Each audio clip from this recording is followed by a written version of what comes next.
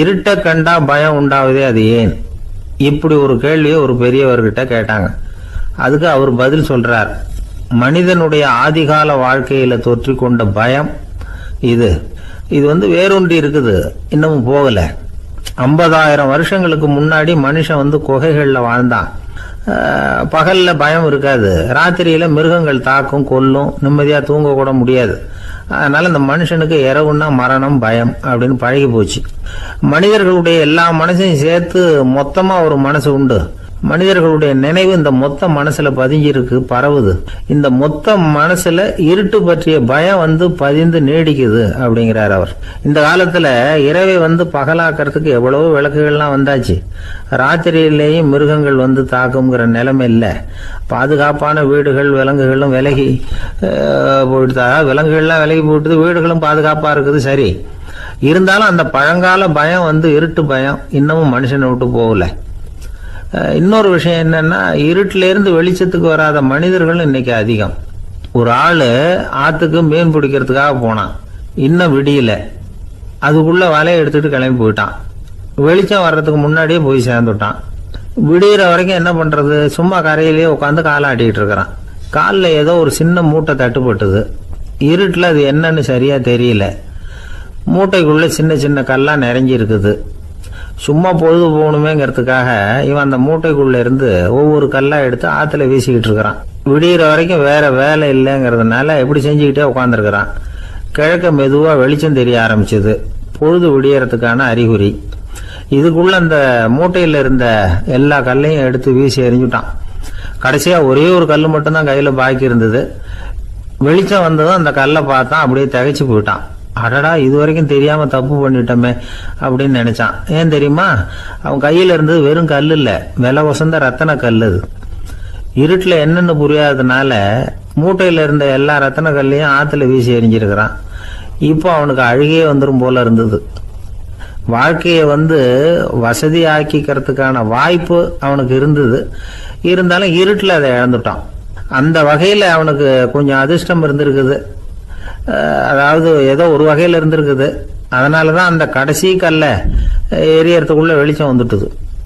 பல பேருக்கு அந்த அளவு கூட அதிர்ஷ்டம் வர்றது இல்லை. எல்லாத்தையும் வீசினதுக்கு அப்புறம் தான் வெளிச்சம் வரும். என்னன்னு விவரம் தெரியாமலே எழுந்திரிச்சு வந்துருவாங்க. வாழ்க்கைங்கிறது ஒரு பெரிய புதையல்.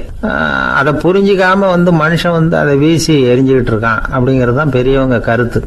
சில பேருக்கு புரிஞ்சுக்கிற நேரம் வரும், அதுக்குள்ள வாழ்நாள்லாம் ஓடி போயிருக்கும். அதுக்கப்புறம் என்ன பண்றது? நம்மால் ஒருத்தன் கையில ஒரு சின்ன பையோட வந்துகிட்டு இருந்தான். பை உள்ள ஏகப்பட்ட நகைகள், ரத்தன கல் எல்லாம் இருக்கு. வந்துகிட்டு இருந்தவன் திடீர்னு அந்த பையை அப்படியே ஒரு குளத்துல வீசி எறிஞ்சுட்டான். மகான்கள் தான் இப்படி பற்று இல்லாம இருப்பாங்க. என்னங்க இது, விலை மதிப்புள்ள அந்த பையை இப்படி குளத்துல வீசி எறிஞ்சுட்டீங்களே, இதுக்கு என்ன அர்த்தம் அப்படின்னு கேட்டார் அவன் கூட வந்தவர். அவன் மெதுவா இவர் காதோட காதா சொல்றான். ஒரு போலீஸ்காரர் பின்னாடி வந்துகிட்டு இருக்கிறார், அவர் போனதுக்கு அப்புறம் இதை எடுத்துக்குவேன் அப்படிங்கிறான். 2 பேர் சுவாரஸ்யமா பேசிட்டு இருக்கிறப்போ குறுக்க புகுந்து தொந்தரவு பண்றதுக்குன்னே சில பேர் இருப்பாங்க. அது ரொம்ப இடைஞ்சலா இருக்கும். இதே மாதிரி மின்காந்தம் கூட குறுக்க புகுந்து தொந்தரவு பண்ணும். கடைசியில் அது ஒரு பெரிய இடைஞ்சல கொண்டாந்து விட்டுரும். சில வீடுகளில் கேபிள் கனெக்ஷன் இல்லாமல் சில தனியார் டிவி காட்சிகள் தெரியும். அதுக்கு என்ன காரணம்னா இந்த மின்காந்த குறுக்கீடு தான் காரணம். இதைத்தான் சுருக்கமாக இஎம்ஐ அப்படின்னு சொல்கிறாங்க. அதாவது எலக்ட்ரோ மேக்னெட்டிக் இன்டர்ஃபியரன்ஸ். இது ஏற்படக்கூடிய இடங்கள் எது எதுன்னு எடுத்துக்கிட்டா அது ஒரு பெரிய பட்டியலாகவே போயிடும். இந்த இஎம்ஐ தொந்தரவு கேபிள் டிவியில் மட்டும்தான் இல்லை, ராக்கெட் ஏவுதளத்தில் உள்ள ரேடார்கள், அங்கே உள்ள சில சக்தி வாய்ந்த தொலைத்தொடர்பு சாதனங்கள், விமான தளங்களில் உள்ள ரேடார்கள், கப்பல் தளங்களில் பொருத்தப்பட்டிருக்கக்கூடிய சக்தி வாய்ந்த ஆண்டனாக்கள், இப்படி நிறைய சொல்லலாம். காவல் நிலையங்களில் பயன்படுத்தப்படுகிற வயர்லெஸ் தொடர்பு சாதனங்கள் கூட ஓரளவுக்கு இந்த மின்காந்த அலைகளை வெளியிடும். நம்ம வீட்டில் உட்காந்துக்கிட்டு ரேடியோ கேட்டுக்கிட்டு இருப்போம் அல்லது டிவி பார்த்துக்கிட்டு இருப்போம். அந்த சமயத்தில் பக்கத்து தெருவில் ஒரு மோட்டார் சைக்கிள் அல்லது காரு, குறிப்பாக பெட்ரோல் இன்ஜின், அது போகிறப்போ அதில் உள்ள மின்கலத்தில் அதாவது மேக்னெட்டோ பேட்டரியிலிருந்து வெளிப்படுகிற மின்காந்த அலை இங்கே டிவியிலையும் ரேடியோவிலையும் கரகரப்பு உண்டு பண்ணும். சரி, இது பெருசாக என்ன இடைஞ்சலை உண்டு பண்ணிட போகுது அப்படின்னு நாம் அலட்சியமாக நினைக்கலாம். வயசானவங்களுக்கு மறதி நோயின்னு ஒன்று வரும்ல, அல்ஷமீர், அதாவது மூளையில் உள்ள செல்கள் செயலிழந்து போயிடுறது. அது செய்ய வேண்டிய வேலையை மறந்துடும். மனைவியே எதிரில் நின்னா கூட உன்னை எங்கேயோ பார்த்தது மாதிரி தெரியுதே அப்படின்னு சொல்லிட்டு இருப்பாங்க. அப்படி ஒரு மறதி. இந்த விசித்திரமான நோய்க்கு இதுவரைக்கும் மருந்தே இல்லைன்னு வேற சொல்கிறாங்க. இந்த மைக்ரோ ஓவன் அப்படின்னு சொல்லக்கூடிய சமையல் அடுப்புகள் கூட மின்காந்த அலைகளை வெளியிடுது. சமயத்தில் சில தொழிற்சாலைகளில் கூட பெரிய விபத்துக்களை இந்த இஎம்ஐ உண்டு பண்ணிவிடும். இதை பற்றி தீவிரமாக சிந்திக்க ஆரம்பித்ததே ஒரு விபத்துக்கு பிறகு தான். அமெரிக்காவுக்கும் வியட்நாமுக்கும் இடையில் போர் நடந்தது. அந்த சமயம் அமெரிக்காவுக்கு சொந்தமான விமானம் தாங்கி கப்பல் ஒன்று வியட்நாமை தாக்கிறதுக்கு தயாராக ஏவுகணைகளோட கடலில் நிறுத்தி வைக்கப்பட்டிருந்தது. தற்செயலாக அந்த பகுதியில் கப்பல் தொலைத்தொடர்பு பகுதிக்கு அருகில் ஊடுருவிய இந்த சக்தி வாய்ந்த ரேடியோ அலைகள் ஏவுகணையில் இருந்த மின்னணு சர்க்கியூட்டை பூர்த்தி செஞ்சு வச்சுட்டுது. அவ்வளவுதான், ஏவுகணை அங்கேயே வெடித்து சிதறி போச்சு. 130 பேர் அந்த இடத்துலயே உடல் கருகி செத்து போட்டாங்க. ஏகப்பட்ட பொருள்கள் நாசம். இந்த விபத்துக்கான காரணம் என்னங்கிறத உடனடியாக யாராலையும் கண்டுபிடிக்க முடியல. ரொம்பவும் கடுமையாக முயற்சி பண்ணி கடைசியாக கண்டுபிடிச்சாங்க. இது இந்த இஎம்ஐ வேலை தான் அப்படின்னு. மின்னணு தொலைபேசிகள் இருக்கு. இதில் பேசும்பொழுது நம்ம காதை அதாவது செவியை ஊடுருவக்கூடிய மின்காந்த அலையானது மூளைக்கு போய் அங்கே மூளை கட்டிகளை உருவாக்க ஊக்கம் கொடுக்குது அப்படின்னு வேற கண்டுபிடிச்சிருக்கிறாங்க. இந்த இஎம்ஐ ரொம்ப குறைஞ்ச மின்காந்த அழுத்தத்தில் நமக்கு எந்த பாதிப்பையும் ஏற்படுத்துறதில்ல. மின்காந்த அலைகள் அழுத்தத்தோடு இருக்கிற இடங்களில் ரொம்ப நேரம் இருந்தோம்னா நம்ம உடம்பின் வெப்பநிலை 2 டிகிரி செல்சியஸ் வரைக்கும் அதிகரிக்குதாம். அதனால் வெப்பநிலையை சீராக்கிறதுக்கு இதய துடிப்பும் அதிகரிக்குது. இப்படிலாம் கண்டுபிடிச்சிருக்கிறாங்க. இப்போல்லாம் இந்த மின்காந்த குறுக்கீடுகளை தடுக்கிறது எப்படி அப்படின்னு விஞ்ஞானிகள் யோசனை செய்ய ஆரம்பிச்சிருக்கிறாங்க. இந்த விஷயத்தில் அலட்சியமாக இருந்தோம்னா எதிர்காலத்தில் நிறைய பேருக்கு இந்த ஞாபக மறதி நோய் வந்துடும். அப்புறம் அது ரொம்ப கஷ்டமாக போயிடும். ஒரு குடும்ப தலைவர் தன் மனைவியை பார்த்து, யார் நீ, உன்னை எங்கேயோ பார்த்தது மாதிரி இருக்குதே அப்படின்னு சொல்லிக்கிட்டு இருந்தார். உடனடியாக அவரை போய் பார்த்தேன். வாங்க டாக்டர்கிட்ட போகலாம் அப்படின்னு. அவர் என்னை தனியாக அழைச்சிட்டு போய் காதோட காதாக மெதுவாக சொல்கிறார், இதை பாருப்பா, என் கையில் பணம் இல்லாத போகலாம் அப்படி மறதி நோய் வந்துட்டது மாதிரி நடிச்சுக்கிட்டு இருப்பேன், அவ்வளவுதான், அதை நீ கண்டுக்காத அப்படின்னார். ஒரு அழகான கடற்கரை. சுற்றுலா பயணிகள் நிறைய பேர் அங்கே போகிறது வழக்கம். சனி ஞாயிறு கூட்டம் அதிகமாக இருக்கும். அதோட விளைவு என்னங்கிறது அடுத்த நாள் தான் தெரியும். ஆமாம், அந்த கடற்கரையை சுத்தப்படுத்துகிற தொழிலாளிகள் திங்கட்கிழமை ரொம்ப சிரமப்படுவாங்க. சனி ஞாயிறு வந்த கூட்டம் கடற்கரை பூராவும் காலி ஐஸ்கிரீம் கப்புகளை வீசி எறிஞ்சிட்டு போயிடுவோம். ஆயிரக்கணக்கான கப்புகள் அங்கே பரவலாக கிடக்கும். அதையெல்லாம் பொறுக்கி எடுத்து சுத்தம் பண்ணி ஆகணும். இதனால் திங்கட்கிழமை வேலைக்கு வர்றதுக்கு எல்லோரும் பயப்படுவாங்க. அப்படி ஒரு நிலைமை. பல பேர் அன்னைக்கு லீவ் எடுத்துகிட்டு போயிடுறது வழக்கம். நமக்கு எதுக்கு இன்றைக்கி தொந்தரவுன்னு. இது ஒரு பெரிய பிரச்சனையாக இருந்தது. இதுக்கு என்ன பண்ணலாம் அப்படின்னு யோசனை பண்ணாங்க. ஒரு ஆலோசனை கூட்டத்துக்கு ஏற்பாடு பண்ணாங்களாம். அந்த நகர நிர்வாக அலுவலர்கள், பணியாளர்கள் எல்லாரும் அதில் கலந்துக்கிட்டாங்க. கூட்டம் ஆரம்பமாச்சு. ஆரம்பத்தில் சொன்னாங்க, இந்த பிரச்சனைக்கு ஒரு தீர்வு வேணும், என்ன பண்ணலாம், அதை முடிவு செய்கிறதுக்கு தான் இந்த கூட்டம். இதில் நீங்கள் செய்ய வேண்டியது என்னென்னா, உங்களுக்கு தோன்றுகிற யோசனை எதுவாக இருந்தாலும் சொல்லுங்கள். கொஞ்சம் கூட தயக்கம் வேண்டாம். நாம் சொல்கிற யோசனை ஈடுபடுமா படாதா அப்படின்லாம் யோசிக்க வேணாம். எல்லாருடைய யோசனைகளையும் அப்படியே பதிவு செய்துக்கிறோம். கடைசியாக அதிலேருந்து ஒரு சிறந்த யோசனையை தேர்வு பண்ணி அதை பயன்படுத்தலாம். இந்த சந்தர்ப்பத்தில் இன்னொரு முக்கியமான வேண்டுகோள், எவ்வளவு சாதாரணமான யோசனையாக இருந்தாலும் சரி, அது சொல்லும் பொழுது அடுத்தவங்க ஏளனம் செய்யக்கூடாது. இது ஒரு பெரிய யோசனையா அப்படின்னு சொல்லி எதையும் அலட்சியப்படுத்தக்கூடாது. இதுதான் அந்த கூட்டத்தின் ஆரம்பத்தில் செய்யப்பட்ட அறிவிப்பு. உடனே அந்த கூட்டத்தில் இருந்தவங்க ஆளுக்கு ஒரு யோசனை சொல்ல ஆரம்பித்தாங்க. ஒருத்தர் எழுந்திருச்சார், இங்கே வர்ற சுற்றுலா பயணிகள்கிட்ட ஆளுக்கு $10 ஒரு டெபாசிட் மாதிரி வைப்பு பணமாக வாங்கிக்கணும்.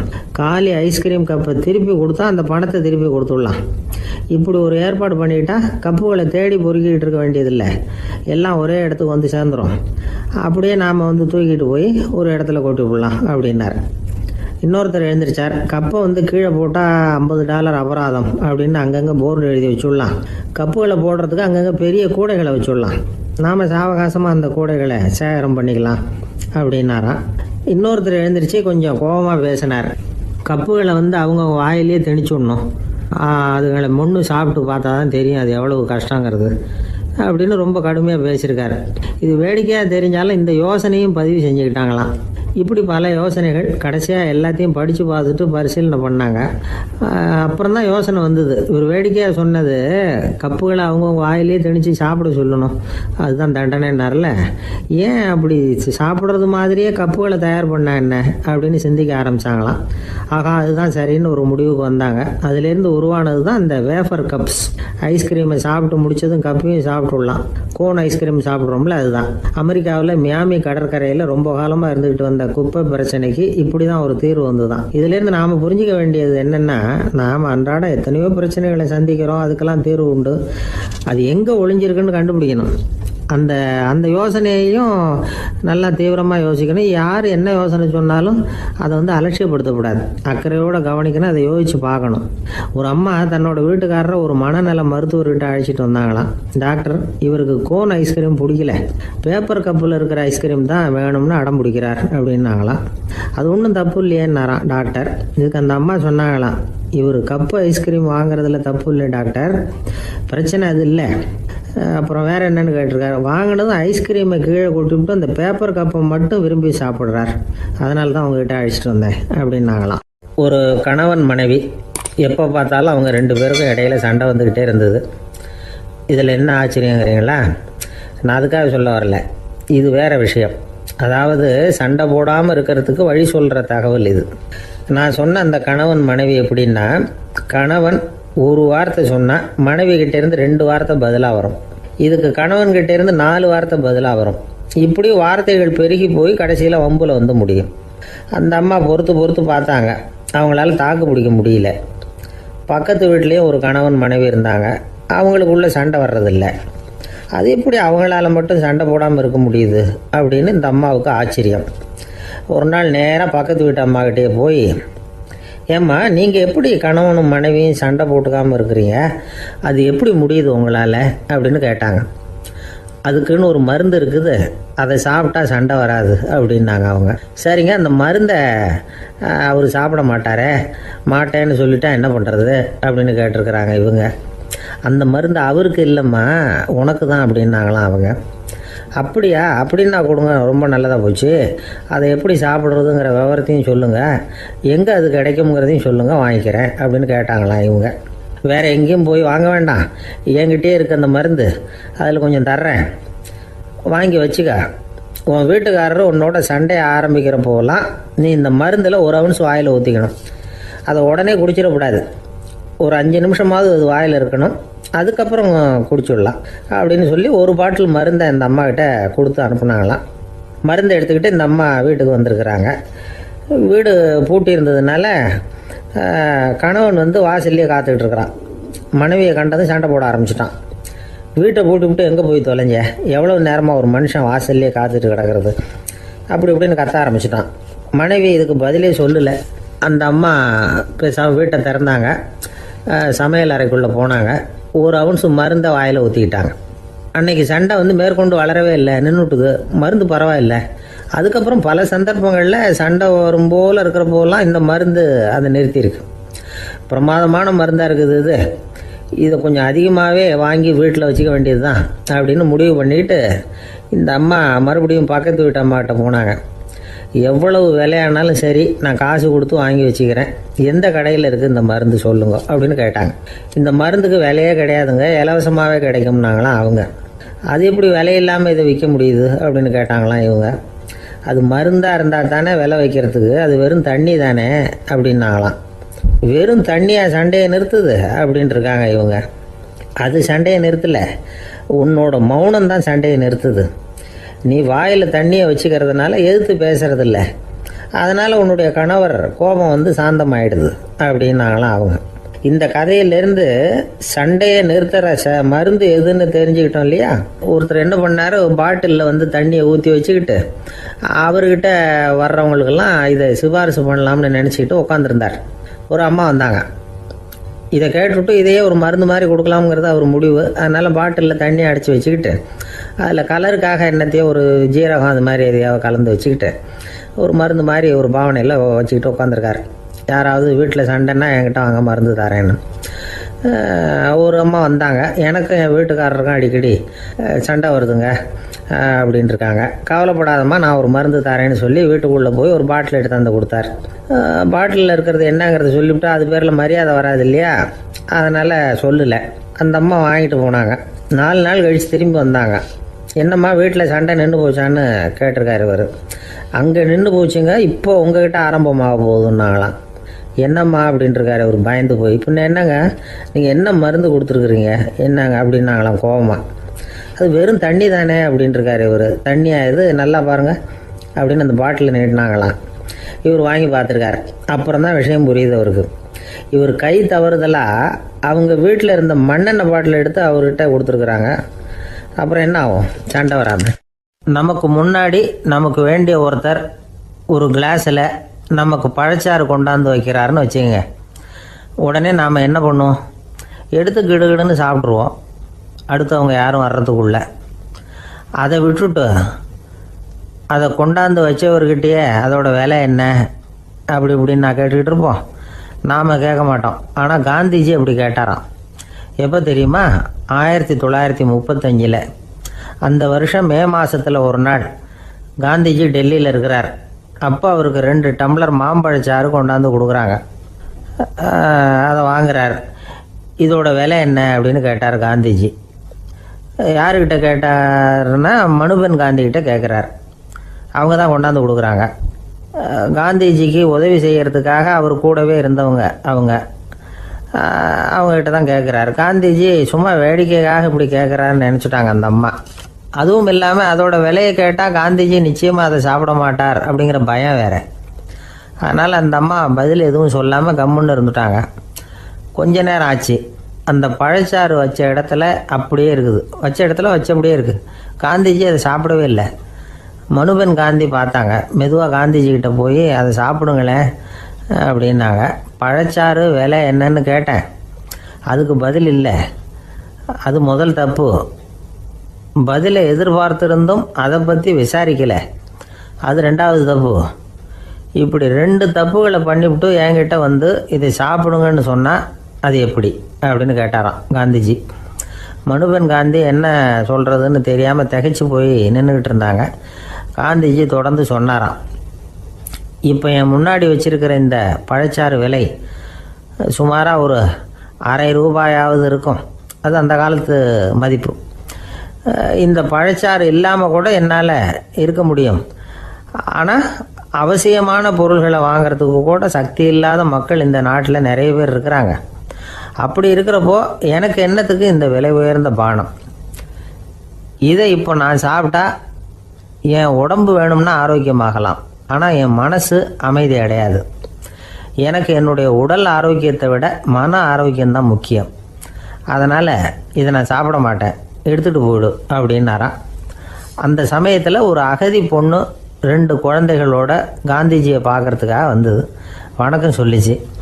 காந்திஜி உடனே தனக்கு முன்னாடி இருந்த பழச்சாற்றை எடுத்து அந்த பொண்ணுக்கிட்டேயும் குழந்தைகள்கிட்டையும் கொடுத்து சாப்பிட சொன்னார்.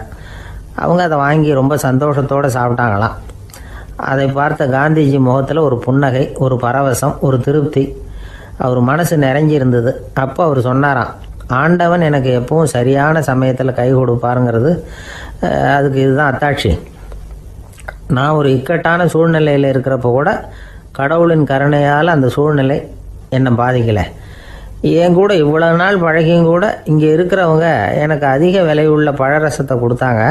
ஆனால் சரியான நேரத்தில் அதை சாப்பிட வேண்டியவங்களை என்கிட்ட அனுப்பி வச்சு என்னை சந்தோஷப்படுத்தினார் கடவுள், அவருக்கு நன்றி அப்படின்னாராம் மகாத்மா காந்தி.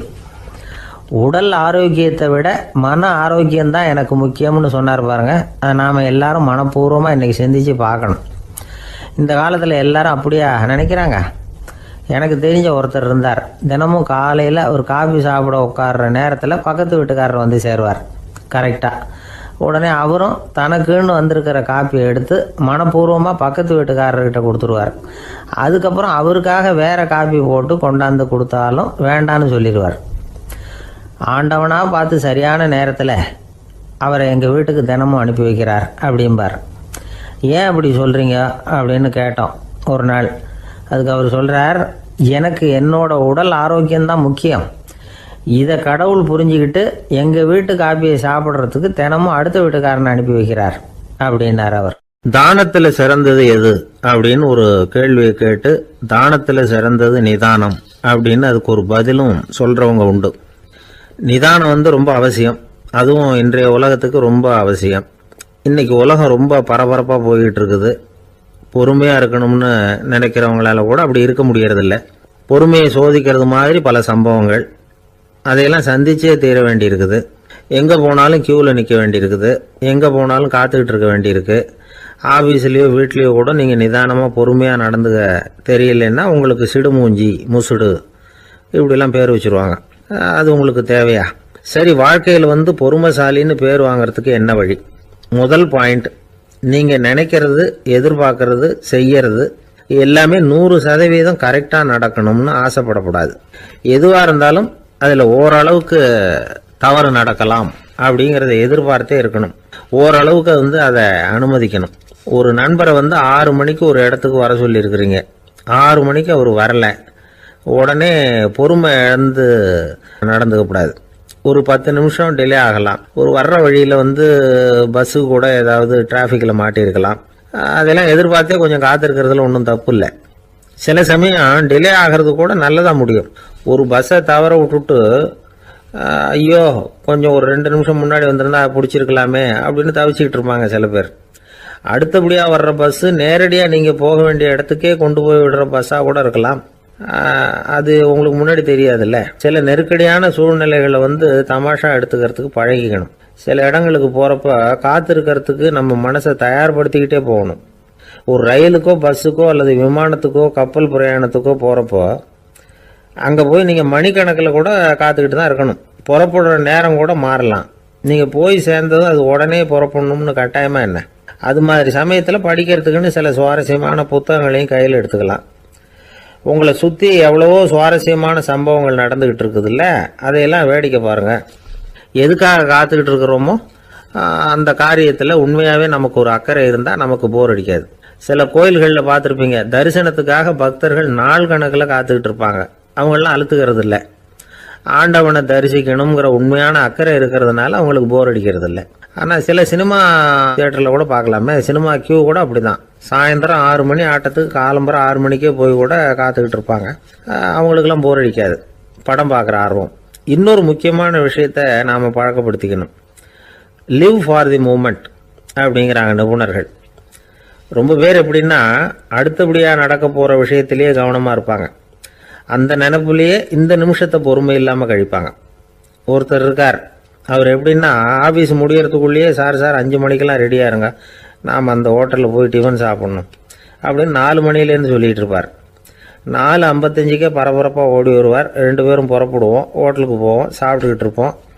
அப்படி சாப்பிட்டுட்டு இருக்கிறப்ப சார் சாப்பிட்டு முடித்ததும் நேராக ஒரு ஜவுளி கடைக்கு போகிறோம் அப்படிம்பார். பரபரக்க சாப்பிட்டு முடிப்பார், புறப்படுவார். ஜவுளி கடையில் அவசரமாக சீக்கிரம் பில் போடுங்க சார், சினிமாவுக்கு நேரம் ஆகிடும்பார். சினிமா தியேட்டரில் உட்காந்து அடுத்தபடியாக எங்கே டின்னர் சாப்பிட்றதுன்னு யோசனை பண்ணிகிட்டு இருப்பார். ராத்திரி படுக்கையில் விழுந்ததுக்கு அப்புறமும் நாளைக்கு காலையில் எழுந்திரிச்சதும் அதை பண்ணணும் இதை பண்ணணும்னு திட்டம் போட்டுக்கிட்டே இருப்பார். அதாவது எப்பவும் அடுத்த நிமிஷம், அடுத்த நாள், அடுத்த வாரம், அடுத்த வருஷம், இதுதான் அவங்க சிந்தனை. இந்த நிமிஷம் என்ஜாய்மெண்ட்டை அவங்க இழந்துடுறாங்களாம்.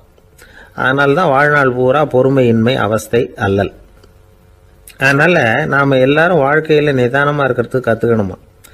அதுக்காக இந்த நிதானத்துக்கு வேறு விதமான அர்த்தம் பண்ணிக்கக்கூடாது. ஒருத்தர் அப்படித்தான் ஒரு தடவை அவருடைய குதிரை காணாமல் போயிட்டு தான். அதுக்காக அவர் கவலைப்படல, நிம்மதியாக இருந்தார், சந்தோஷமாக இருந்தார். என்ன சார் இது, உங்கள் குதிரை திருட்டு போயிட்டுதுங்கிறீங்க, நீங்கள் கவலைப்படாமல் இருக்கிறீங்களே அப்படின்னு கேட்டாங்களாம். அதுக்கு அவர் சொல்லியிருக்கார், நல்ல வேலை சார், கட்டியிருந்த குதிரை காணாமல் போயிருக்குது. நான் அது மேலே உட்காந்துருக்கிற சமயம் அது காணாமல் போயிருந்ததுன்னா, திருட்டு போயிருந்ததுன்னா நானும் சேர்ந்தில் காணாமல் போயிருப்பேன் அப்படின்னாராம். எவ்வளவு நிதானமான ஆள் பாருங்க. ஒரு நாள் காலை நேரம் ஒரு குரு படுக்கையை விட்டு எழுந்திருக்கிறார். உடனே சீடர்களை பார்த்து எல்லாரும் இப்படி வாங்கங்கிறார். எல்லாரும் வர்றாங்க வேகமாக. என்னங்க வேணும் உங்களுக்கு அப்படிங்கிற மாதிரி எல்லாரும் குருவை பார்த்தாங்க பயபக்தியோட. குரு அந்த சீடர்களை பார்த்து, இதை பாருங்க, இப்போ நான் ஒரு சிக்கலான விவகாரத்தில் மாட்டிக்கிட்டு இருக்கிறேன். அதை நீங்கள் தீர்த்து வச்சா நல்லதுன்னார். சீடர்களுக்கு ஒன்றும் புரியல.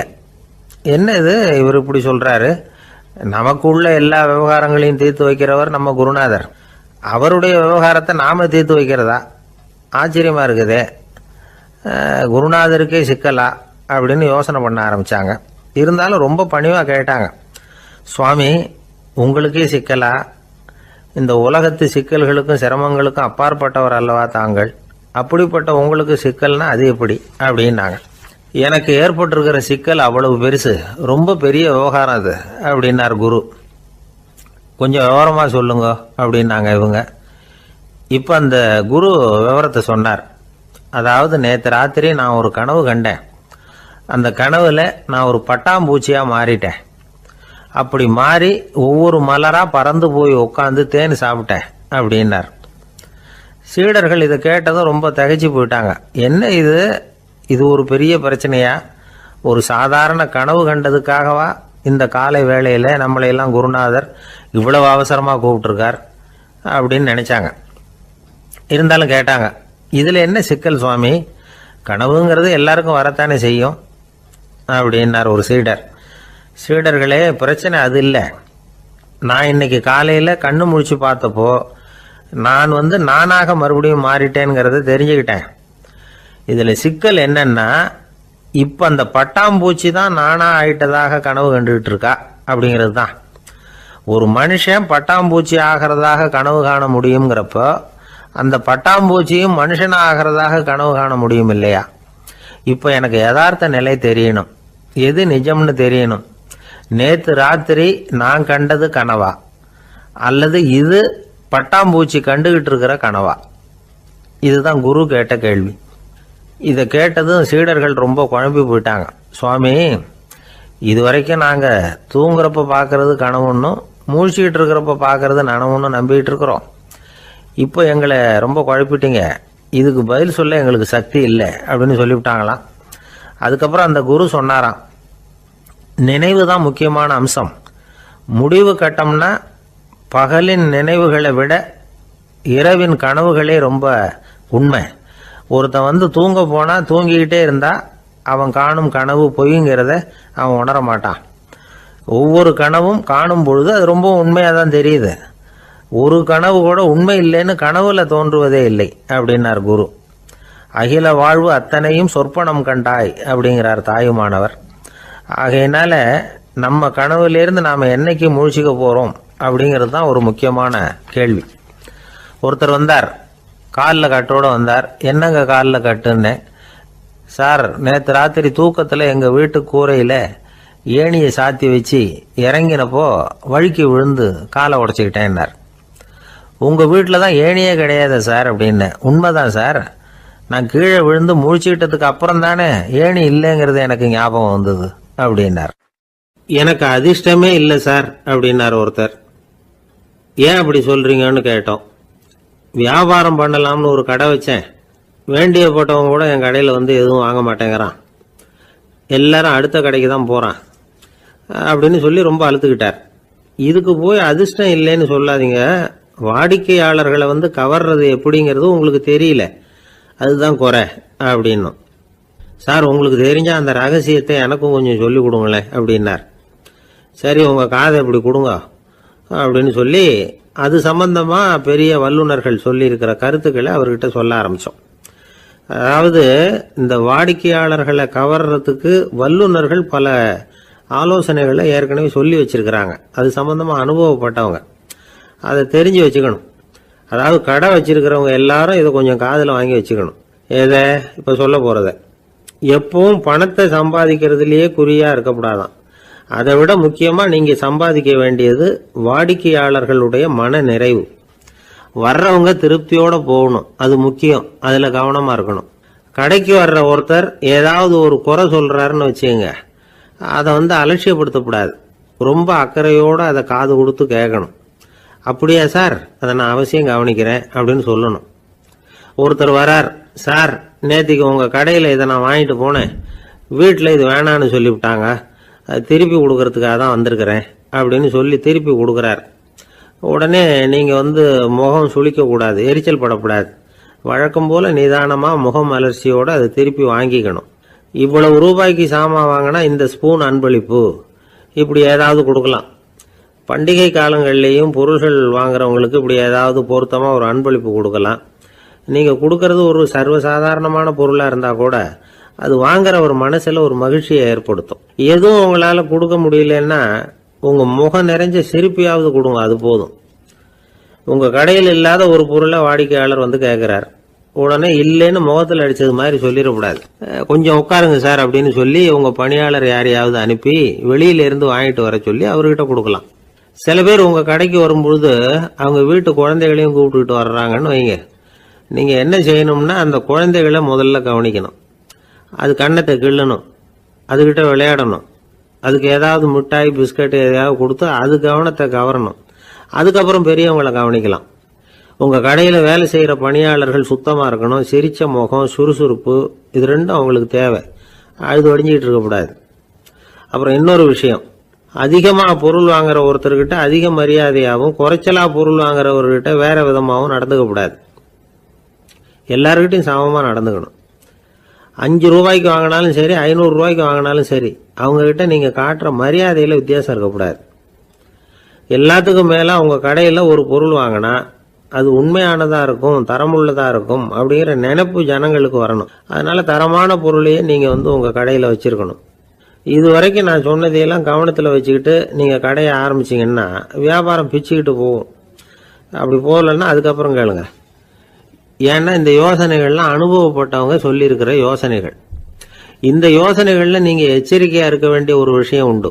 அது என்னங்கிறதையும் தெரிஞ்சு வச்சுக்கிறது நல்லது. என்னுடைய நண்பர் ஒருத்தர் வந்தார். சார், உங்கள் யோசனையை கேட்டதுனால நான் ஒரு அறை வாங்கினது தான் மிச்சம்னார். என்ன ஆச்சுன்னு கேட்டேன். எங்கள் கடைக்கு ஒரு பெரிய அம்மா குழந்தைய தூக்கிட்டு வந்தாங்க சார். உங்கள் யோசனைப்படி அந்த குழந்தையோட கண்ணத்தை கிள்ளணும்னு முயற்சி பண்ணினேன். திடீர்னு அந்த நேரம் பார்த்து அந்த குழந்தை தலையை குனிஞ்சிக்கிட்டுது. என் கை குழந்தையோட கண்ணத்துக்கு பதிலாக அதை தூக்கிட்டு வந்தவங்க கண்ணத்தை கிள்ளிவிட்டுது. அதுதான் அப்படி ஆயிட்டுது அப்படின்னார் கண்ணத்தை தடவிக்கிட்டே. திபேத் நாட்டில் புத்த மடாலயங்கள் நிறைய உண்டு. அதுக்கு ஒரு தலைமையகமும் உண்டு. அது இந்த திபேத் தலைநகரம் லாசாவில் இருக்குது. ரொம்ப காலத்துக்கு அப்பால் அதை பற்றியெல்லாம் நிறைய விவரங்கள் எழுதி வச்சிருக்கிறாங்க. அது இப்போவும் நமக்கு கிடைக்குது. அதாவது ரொம்ப தூரத்துக்கு அந்தாண்ட மலைகளுக்கு நடுவில் ஒரு கிளை மடாலயம். அந்த மடத்தின் தலைவருக்கு வயசாயிட்டு தான். அதனால் தலைமை பொறுப்பை வேற ஒருத்தர்கிட்ட ஒப்படைக்கலாம் அப்படின்னு முடிவு பண்ணாராம். உடனே ஒரு லாமாவை கூப்பிட்டார். அவர் மூலமாக தலைமை மடாலயத்துக்கு செய்தி அனுப்புனார், பொருத்தமான வாரிசு ஒருத்தரை அனுப்பி வைக்கும்படியாக. அந்த வாலிப லாமா புறப்பட்டார். காடு மேடெல்லாம் நடந்து போறார். ரொம்ப நாள் கழிச்சு தலைமை பீடத்தை அடைஞ்சார். தலைமை குரு கிட்ட விவரத்தை சொன்னார். தகுதியான ஒருத்தரை அனுப்பி வச்சா அழைச்சிட்டு போறேன் அப்படின்னார். சரி, நாளைக்கு காலையில் நீங்கள் அவங்க எல்லாரையும் அழைச்சிட்டு போகலாம்னார் அவர். அவங்க எல்லாரையுமா? அங்கே தேவைப்படுறது ஒருத்தர் தானே அப்படின்னார் இவர். ஆமான்னார். அப்புறம் ஏன் எல்லாரையும் அழைச்சிட்டு போக சொல்கிறீங்கன்னார். அது இப்போ உனக்கு புரியாது. நான் ஒரு 100 பிக்குகளை அனுப்புகிறேன், அதாவது பிட்சுகளை. அவ்வளவு பேரையும் அங்கே வச்சு சமாளிக்க முடியாது அப்படின்னாரு இவர். இருந்தாலும் இப்போ அந்த தலைமை குரு என்ன சொன்னார்னா, அதை பற்றி கவலைப்படாத, நான் 100 பேரை அனுப்புகிறேன். அதில் 99 பேர் வழியிலேயே காணாமல் போடுவாங்க, ஒருத்தன் மட்டும்தான் வருவான். அவனும் அங்கே சேர்ந்துட்டானா நீ ரொம்ப கொடுத்து வச்சவன் அப்படின்னார். இவருக்கு ஒன்றும் புரியல. இருந்தாலும் மறுநாள் அந்த வாலிபலாமா 100 பேரை அழைச்சிக்கிட்டு புறப்பட்டார். போகிற வழியிலேயே பல பேர் அங்கங்கே பிச்சுக்கிட்டு போயிட்டாங்க. அவர் சொன்னது மாதிரியே வழியில் அவங்க ஊர்கள் இருந்தது தான் காரணம். அப்பா அம்மாவை பார்த்துட்டு வரேன் அப்படின்னு கொஞ்சம் பேர் போனாங்க. சொந்த பந்தத்தை பார்த்துட்டு வரேன் அப்படின்னு கொஞ்சம் பேர். ஒரு வாரம் ஆச்சு. இப்போ மிஞ்சினது 10 பேர் தான். வழியில் ஒரு நகரம். அங்கே சில பிட்சுக்கள் சந்திச்சாங்க. எங்கள் மடத்து தலைவர் இறந்துட்டார், உங்களில் யாராவது ஒருத்தர் எங்களுக்கு தலைவராக முடியுமா அப்படின்னு கேட்டாங்க. 10 பேரும் தயார். அதில் ஒருத்தரை அழைச்சிட்டு அவங்க போயிட்டாங்க. இன்னொரு ஊரில் சில பேர் வந்தாங்க, வழி மறிச்சாங்க. நில்லுங்க, எங்கள் மன்னர் மகளுக்கு திருமணம், அதை நடத்தி வைக்க 3 லாமாக்கள் தேவை அப்படின்னாங்க. இப்படி கொஞ்சம் கொஞ்சமாக எல்லாரும் காலி. கடைசியில் 2 பேரும் மிஞ்சினாங்க. அங்கே ஒரு இளம்பெண் எதிரில் வந்தா. எங்கள் அப்பா வேட்டைக்கு போயிருக்கிறாரு, இன்னும் திரும்பி வரல. வீட்டில் வேற யாரும் இல்லை, தனியாக இருக்க பயமாக இருக்குது. யாராவது ஒருத்தர் எனக்கு துணையாக இருக்கணும் அப்படின்னு கேட்டுக்கிட்டா. எங்கள் 2 பேரில் நீயே ஒருத்தரை தேர்ந்தெடுத்துக்கோ, இல்லைன்னா எங்களுக்குள்ள சண்டை வந்துடும் அப்படின்னாங்க. இப்போ மிஞ்சினவர் ஒருத்தர், அவருக்கும் ஒரு சோதனை வந்தது. ஒரு தர்க்கவாதி எதிரில் வந்தான், உன்னோட வாதம் பண்ணணும்னா. இவனோட வாதம் பண்ணுறேன், அது முடிய ரொம்ப காலம் ஆகலாம். தர்க்கத்தில் நான் ஜெயிச்சா அங்கே வரேன், இல்லைன்னா இவருடைய சீடனை ஆயிடுவேன் அப்படின்னார் அவர். கடைசியாக அழைக்க வந்த வாலிபலாமா மட்டும் வெறும் கையோடு திரும்பி போனார். அங்கே இருந்த வயசான மடாதிபதி கேட்டார், எத்தனை பேர் அங்கேருந்து புறப்பட்டீங்கன்னார். என்னையும் சேர்த்து 101ன்னார் அவர். நல்லது, நீயாவது திரும்பி வந்தியே, அதுதான் எனக்கு போதும். ஏன்னா நீ தான் எனக்கு உண்மையான வாரிசு. அந்த 100 பேரில் யாரும் வரமாட்டாங்க அப்படின்னார் அவர். ஏன்னா அவருக்கு தெரியும் இவர் ஒருத்தர் தான் திரும்பி வருவாருங்கிறது. திபேத்தில் ஒரு பழங்கால பழமொழி உண்டாம், 100 பேர் செல்லலாம், எப்பொழுதாவது ஒருவன் அபூர்வமாக அடைய வேண்டிய இடத்தை அடைவான். இதுதான் அந்த பழமொழி. ஒரு உன்னதமான இலக்கை அடையணும்னா அது அவ்வளவு சுலபமான காரியம் இல்லை. இந்த காலத்து மடாலயம் ஒன்று, அதில் ஒரு தலைவர், அவருக்கு வயசாயிட்டுது, தனக்கு ஒரு வாரிசை நியமிக்கணும் அப்படின்னு ஆசைப்பட்டார். ரொம்ப கஷ்டப்பட்டு ஒருத்தரை பிடிச்சார், தனக்கு வாரிசா நியமிச்சுட்டு அவர் சமாதி ஆயிட்டார். புதுசாக பொறுப்பேற்றுக்கிட்டவர் அப்படியே உட்காந்துருந்தார். அவரை தேடிட்டு பத்திரிகை நிருபர்கள்லாம் வந்தாங்க, கேட்டாங்க. அவர் உங்கள் பொறுப்பில் அவர் பெரியவர் விட்டுட்டு போன இது எவ்வளவு சுமாராக தேரும், எவ்வளவு விட்டுட்டு போனார் அப்படின்னு கேட்டிருக்கிறாங்க. அது என்ன ஒரு 50 லட்சம் இருக்கும் அப்படின்னாராம். அவ்வளவும் பணமா அப்படின்னு கேட்டிருக்காங்க. இல்லைங்க, கடன் அப்படின்னாராம் இவர். ஒரு காடு, அங்கே புத்தர் அவர் பாட்டுக்கு நடந்து போய்கிட்டே இருக்கிறார். அவருக்கு பின்னாடி ஒரு குரங்கு, அதுவும் தொடர்ந்து வந்துக்கிட்டே இருக்குது. புத்தர் திரும்பி பார்த்தார். குரங்கு அப்படியே குதித்து உயர எழும்பி ஒரு கிளையில் போய் உக்காந்துது. ஏன் இப்படி பண்ணுறேன்னு கேட்டார் புத்தர். என்னை சாதாரணமாக நினைக்க வேணாம், நான் மகாமந்தி, என்னால் எல்லாம் முடியும், முடியாதுங்கிற வார்த்தையே என்னுடைய அகராதியில் கிடையாது, என்ன வேணும்னாலும் செய்வேன் அப்படின்னுது. அப்படின்னா ஒரு பந்தயம் வச்சுக்கலாமான்னார் இவர். ஓ வச்சுக்கலாமேன்னுது. வேற ஒன்றும் இல்லை, இப்போ நீ மேலே எழும்பி அந்த கிளையில் உட்காந்தது மாதிரி அங்கேருந்து தாவி என் உள்ளங்கையில் உட்காரணும், அவ்வளவுதான் அப்படின்னார். அப்படி உட்காந்துட்டா என்ன பரிசு அப்படின்னு கேட்டது அது. சொர்க்கத்தில் இருக்கிற மாமன்னன் மரகத சக்கரவர்த்தியை என்னோட இருக்கும்படியாக கூப்பிட்டுக்கிறேன். அந்த சமயத்தில் அவருடைய அரியணை அங்கே காலியாகிடும், நீ அதில் போய் உட்காந்துக்கலாம். பந்தயத்தில் தோத்துட்டா ஒரு கல்ப காலம் இந்த பூமியில் வாழ வேண்டியிருக்கும், அதுக்கு பிறகு தான் என்கிட்ட வர முடியும், என்ன சொல்கிற அப்படின்னார். குரங்குக்கு தாவறது ஒரு பெரிய காரியமா? இது எனக்கு ரொம்ப சாதாரண விஷயம், என்ன இப்போவே தாவட்டுமா அப்படின்னுது. சரின்னு சொல்லி உள்ளங்கையை நீட்டினார். அவருடைய கை தாமரை இலை அளவுக்கு அப்படியே விரிஞ்சுது. குரங்கு சௌகரியமாக உட்கார்றதுக்காக. குரங்கு தாவறதுக்கு தயாராச்சு. அதுக்கு முன்னாடி ஒரு சின்ன யோசனை அதுக்கு. இந்த கிளையிலேருந்து அந்த கைக்கு தாவறது எனக்கு ரொம்ப அற்பமான ஒரு வேலை, இது ரொம்ப சாதாரணம், என்னுடைய கௌரவத்துக்கு இது சரியாக இருக்காது. அதனால் நான் என்ன பண்ண போகிறேன்னா, இங்கேருந்து கிளையிலேருந்து அப்படியே உயர எழும்ப போகிறேன். எழும்பி மேல் உலகம் போய் அங்கே ஒரு சுற்றிவிட்டு அதுக்கப்புறம் அங்கேருந்து நேராக இந்த கையில் உட்கார போகிறேன் அப்படின்னு நினச்சிது. என்ன யோசிக்கிற அப்படின்னார் புத்தர். ஒன்றும் இல்லை, இந்த பாயிரம் பார் அப்படின்னு சொல்லி தாவி உயர போயிட்டுது. கொஞ்ச நேரத்தில் வான உலகத்துக்கே போய் சேர்ந்துட்டுது. அங்கே போய் பார்த்தா அங்கே ஒரு 5 பளிங்கு தூண்கள் இளம் சிவப்பு நிறத்தில் நின்றுக்கிட்டு இருக்குது. குரங்கு நினச்சிக்கிட்டது, புத்தர்கிட்ட போய் இந்த பளிங்கு தூண்களை பார்த்தோம்னு சொன்னால் அப்படியே திகைச்சு போயிடுவார், இந்த தூணில் ஏதாவது அடையாளம் செஞ்சுட்டு போகணும் அப்படின்னு அந்த இடத்துல மிதந்துக்கிட்டே நினச்சிது. உடனே ஒரு தூணில் எழுதிச்சு. என்ன எழுதிச்சுன்னா, ஒரு மகா ஞானி இங்கே வந்துட்டு போகிறார் அப்படின்னு எழுதிச்சு. எழுதிவிட்டு அப்படியே கீழே தாவி புத்தரோட உள்ளங்கையில் உட்காந்துது. எப்படி பார்த்தீங்களா என்னுடைய வேலை? வான உலகத்துக்கே போய் அங்கே இருக்கிற 5 பளிங்கு தூண்களை பார்த்துட்டு அதில் நான் வந்த விவரத்தை எழுதி வச்சுட்டு அதுக்கப்புறம் இங்கே வந்திருக்கிறேன் அப்படின்னுது ரொம்ப பெருமையாக. அப்படியா அப்படின்னார் புத்தர். ஆமாம், சந்தேகமாக இருந்தால் வாங்க, அழைச்சிட்டு போய் காட்டுறேன் அப்படின்னுது அந்த குரங்கு. அதுக்கு தேவையில்லை, அப்படியே கொஞ்சம் கீழே குனிஞ்சு பார் தெரியும் அப்படின்னார் புத்தர். அங்கே பார்த்தா புத்தரோட உள்ளங்கை தெரிஞ்சுது. நல்லா உத்து பார்த்துது. அவரோட ஒரு விரலில் அது எழுதிய வாசகம் தெரிஞ்சுது. குரங்கு யோசனை பண்ணிச்சு, அப்படின்னா வானத்தில் நான் பார்த்தது புத்தரோட விரல்களா அப்படின்னு யோசிச்சுது. இதை புரிஞ்சுக்கிட்ட உடனே அந்த குரங்கோட கர்வம் அழிஞ்சு போச்சான். நம்ம மனசு தான் இந்த குரங்கு. மனம்ங்கிறதும் ஆணவம்ங்கிறதும் ஒரு நாணயத்தின் ரெண்டு பக்கங்கள். மனம் உள்ளவரை ஆணவமும் இருக்கும். மனம் அழிஞ்சாதான் ஆணவம் அழியும். மனம் அழிய வேண்டும் அப்படின்னு பெரியவங்க சொல்கிறது இந்த அர்த்தத்தில் தான். நம்ம ஆளுங்க சவால் விடுறதெல்லாம் வேறு மாதிரி. ஒருத்தன் ஒரு வாய்க்காலை தாண்டுறேன்னு பந்தயம் கட்டி தாண்ட முடியாமல் வாய்க்காலில் விழுந்து காலை உடச்சிக்கிட்டு கட்டு போட்டுக்கிட்டு வந்தான். ஏன்டா அப்படின்னு கேட்டாங்க. நான் பந்தயம் கட்டின நேரம் சரியில்லை அப்படின்னா. எப்படிறான்னு கேட்டிருக்காங்க.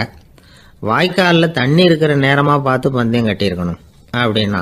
ஒரு ஊரில் ஒரு ஆள் இருந்தான். அவனுக்கு ஒரே ஒரு மகள். அவளை நல்ல இடத்துல கட்டி கொடுக்கணும்னு ஆசைப்பட்டான். அதுக்காக மாப்பிள்ளை தேடிக்கிட்டு இருந்தான். அவன் கொஞ்சம் வசதியான ஆள். அதனால் நிறைய பேர் வந்தாங்க. இருந்தாலும் ஒரு நல்ல குணமுள்ள மாப்பிள்ளையாக இருக்கணும் அவன் எதிர்பார்த்தான். அப்படி இருக்கணும்னு தொடர்ந்து முயற்சி பண்ணான். கடைசியாக ஒரு 3 பேர் கிடைச்சாங்க. அந்த 3 பேரில் யாரை தேர்ந்தெடுக்கிறது, இதுதான் அவனுக்கு வந்த குழப்பம். இந்த நிலைமையில் ஒரு பெரியவரை தேடி போனான். அவர்கிட்ட தன்னுடைய பிரச்சனையை சொன்னான். அவர் கொஞ்சம் யோசனை பண்ணார். அதுக்கப்புறம் 3 பேரையும் கூப்பிட்டார். இதை பாருங்கப்பா, உங்கள் 3 பேருக்கும் 3 மாத கால அவகாசம் தர்றேன். நீங்கள் இப்போ போகலாம். 3 மாதம் கழித்து திரும்பி வரலாம். அப்படி வரும்பொழுது இந்த 3 மாத காலத்தில் நீங்கள் செஞ்ச நல்ல காரியம் ஏதாவது ஒன்று சொல்லணும். அதை வச்சு உங்களில் ஒருத்தரை நாங்கள் தேர்ந்தெடுத்துக்கிறோம் அப்படின்னு சொன்னாராம். 3 பேரும் சரின்னு சொல்லிவிட்டு திரும்பி போயிட்டாங்க. 3 மாதம் ஆச்சு. அதுக்கப்புறம் ஒரு நாள் திரும்பி வந்தாங்க. அவர் அவங்கள கூப்பிட்டு உட்கார வச்சார். அப்புறம் கேட்டார், இப்போ சொல்லுங்கள், இந்த 3 மாத காலத்தில் நீங்கள் செஞ்சுருக்கிற ஏதாவது ஒரு நல்ல காரியத்தை சொல்லுங்க அப்படின்னார். முதல்ல ஒருத்தன் எழுந்திரிச்சு நின்னான். ஐயா, எங்கள் அப்பா இறந்த பிறகு அவரோட கணக்கு வழக்குகளை எடுத்து பார்த்துக்கிட்டு இருந்தேன். அவர் ஒரு வியாபாரிகிட்ட 10,000 ரூபா கடன் வாங்கியிருக்கிறதாக எழுதியிருந்தார். அந்த வியாபாரியும் இப்போ உயிரோடு இல்லை. இருந்தாலும் அந்த வியாபாரியோட மகனை தேடி கண்டுபிடிச்சேன். கணக்கு புத்தகத்தை காட்டினேன். எங்கள் அப்பா உங்கள் அப்பா கிட்ட 10,000 ரூபா கடன் வாங்கியிருக்கிறதாக இதை எழுதியிருக்கிறார். அதனால் அதை திருப்பி கொடுக்கறதுக்காக வந்திருக்கிறேன். இந்தாங்க அந்த பணம் அப்படின்னு சொல்லி கொடுத்துட்டு வந்துட்டேன் அப்படின்னு நானும். இதை பெரியவர் கவனமாக கேட்டுக்கிட்டார். அதுக்கப்புறம் 2வது இளைஞன் எழுந்திரிச்சான். ஐயா, நான் போன மாதம் ஒரு நாள் ராத்திரி வேளையில் ஒரு காட்டுப்பாதை வழியாக எங்கள் ஊருக்கு போய்கிட்டு இருந்தேன். அந்த சமயத்தில் அந்த வழியாக வந்துக்கிட்டு இருந்த ஒரு வழிப்போக்கர்கிட்ட 4-5 திருடர்கள் வம்பு வளர்த்து அவர்கிட்ட இருந்த பொருளை எல்லாம் கொள்ளையடிச்சிக்கிட்டு இருந்தாங்க. நான் உடனே ஒரு குச்சியை எடுத்துகிட்டு ஓடினேன். அந்த திருடர்களை அடித்து விரட்டினேன். பொருளை எல்லாம் மீட்டு அந்த வழிப்போக்கர்கிட்ட ஒப்படைச்சேன். அவரை பத்திரமா அழைச்சிக்கிட்டு போய் அவர் வீட்டில் விட்டுட்டு வந்தேன் அப்படின்னு நானும். இதையும் பெரியவர் கவனமாக கேட்டுக்கிட்டார். அடுத்தபடியாக 3வது இளைஞன் எழுந்திரிச்சான். ஐயா, போன மாதம் ஒரு நாள் நான் ஒரு மலைப்பாதை வழியாக போய்கிட்டு இருந்தேன். மலைப்பாதை விளிம்பில் ஒரு மதகு கட்டை, அது மேலே ஒரு ஆள் படுத்து தூங்கிட்டு இருந்தான். அந்த பக்கம் தவறி உருண்டு விழுந்திருந்தான்னா அதில் பாதாளம். அது மலையடி வாரத்தில் போய் தான் விழணும். அவ்வளவு பள்ளம். அது தெரியாமல் அவன் பாட்டுக்கு தூங்கிட்டு இருந்தான். நான் உடனே அவன்கிட்ட ஓடி போய் குனிஞ்சு அவன் முகத்தை பார்த்தேன். அப்போ தான் புரிஞ்சுது, அவன் ஏற்கனவே எனக்கு தெரியும். அவனை எனக்கு நிறைய கெடுதல் பண்ணியிருக்கிறான், இடைஞ்சல் கொடுத்தவன். இருந்தாலும் ஐயோ பாவம்னு நினச்சி அவனை எழுப்பி பாதுகாப்பாக வேற ஒரு இடத்துல படுக்க வச்சுட்டு வந்தேன் அப்படின்னு நானும். பெரியவர் இதையும் கேட்டுக்கிட்டார். அதுக்கப்புறம் அவங்க 3 பேரையும் பார்த்து, நீங்கள் போகலாம், நாங்கள் யோசித்து முடிவு பண்ணி உங்களுக்கு சொல்லி அனுப்புகிறோம் அப்படின்னாராம். அந்த இளைஞர்கள் புறப்பட்டு போயிட்டாங்க. அதுக்கப்புறம் அந்த பெண்ணோட அப்பாவை பார்த்து சொன்னார், இந்த 3 பேருமே நல்ல பிள்ளைங்க தான், அதில் ஒன்றும் சந்தேகம் இல்லை. இருந்தாலும் இந்த 3 பேர் செஞ்ச செயல்களையும் ஒப்பிட்டு பார்க்க வேண்டியிருக்கு.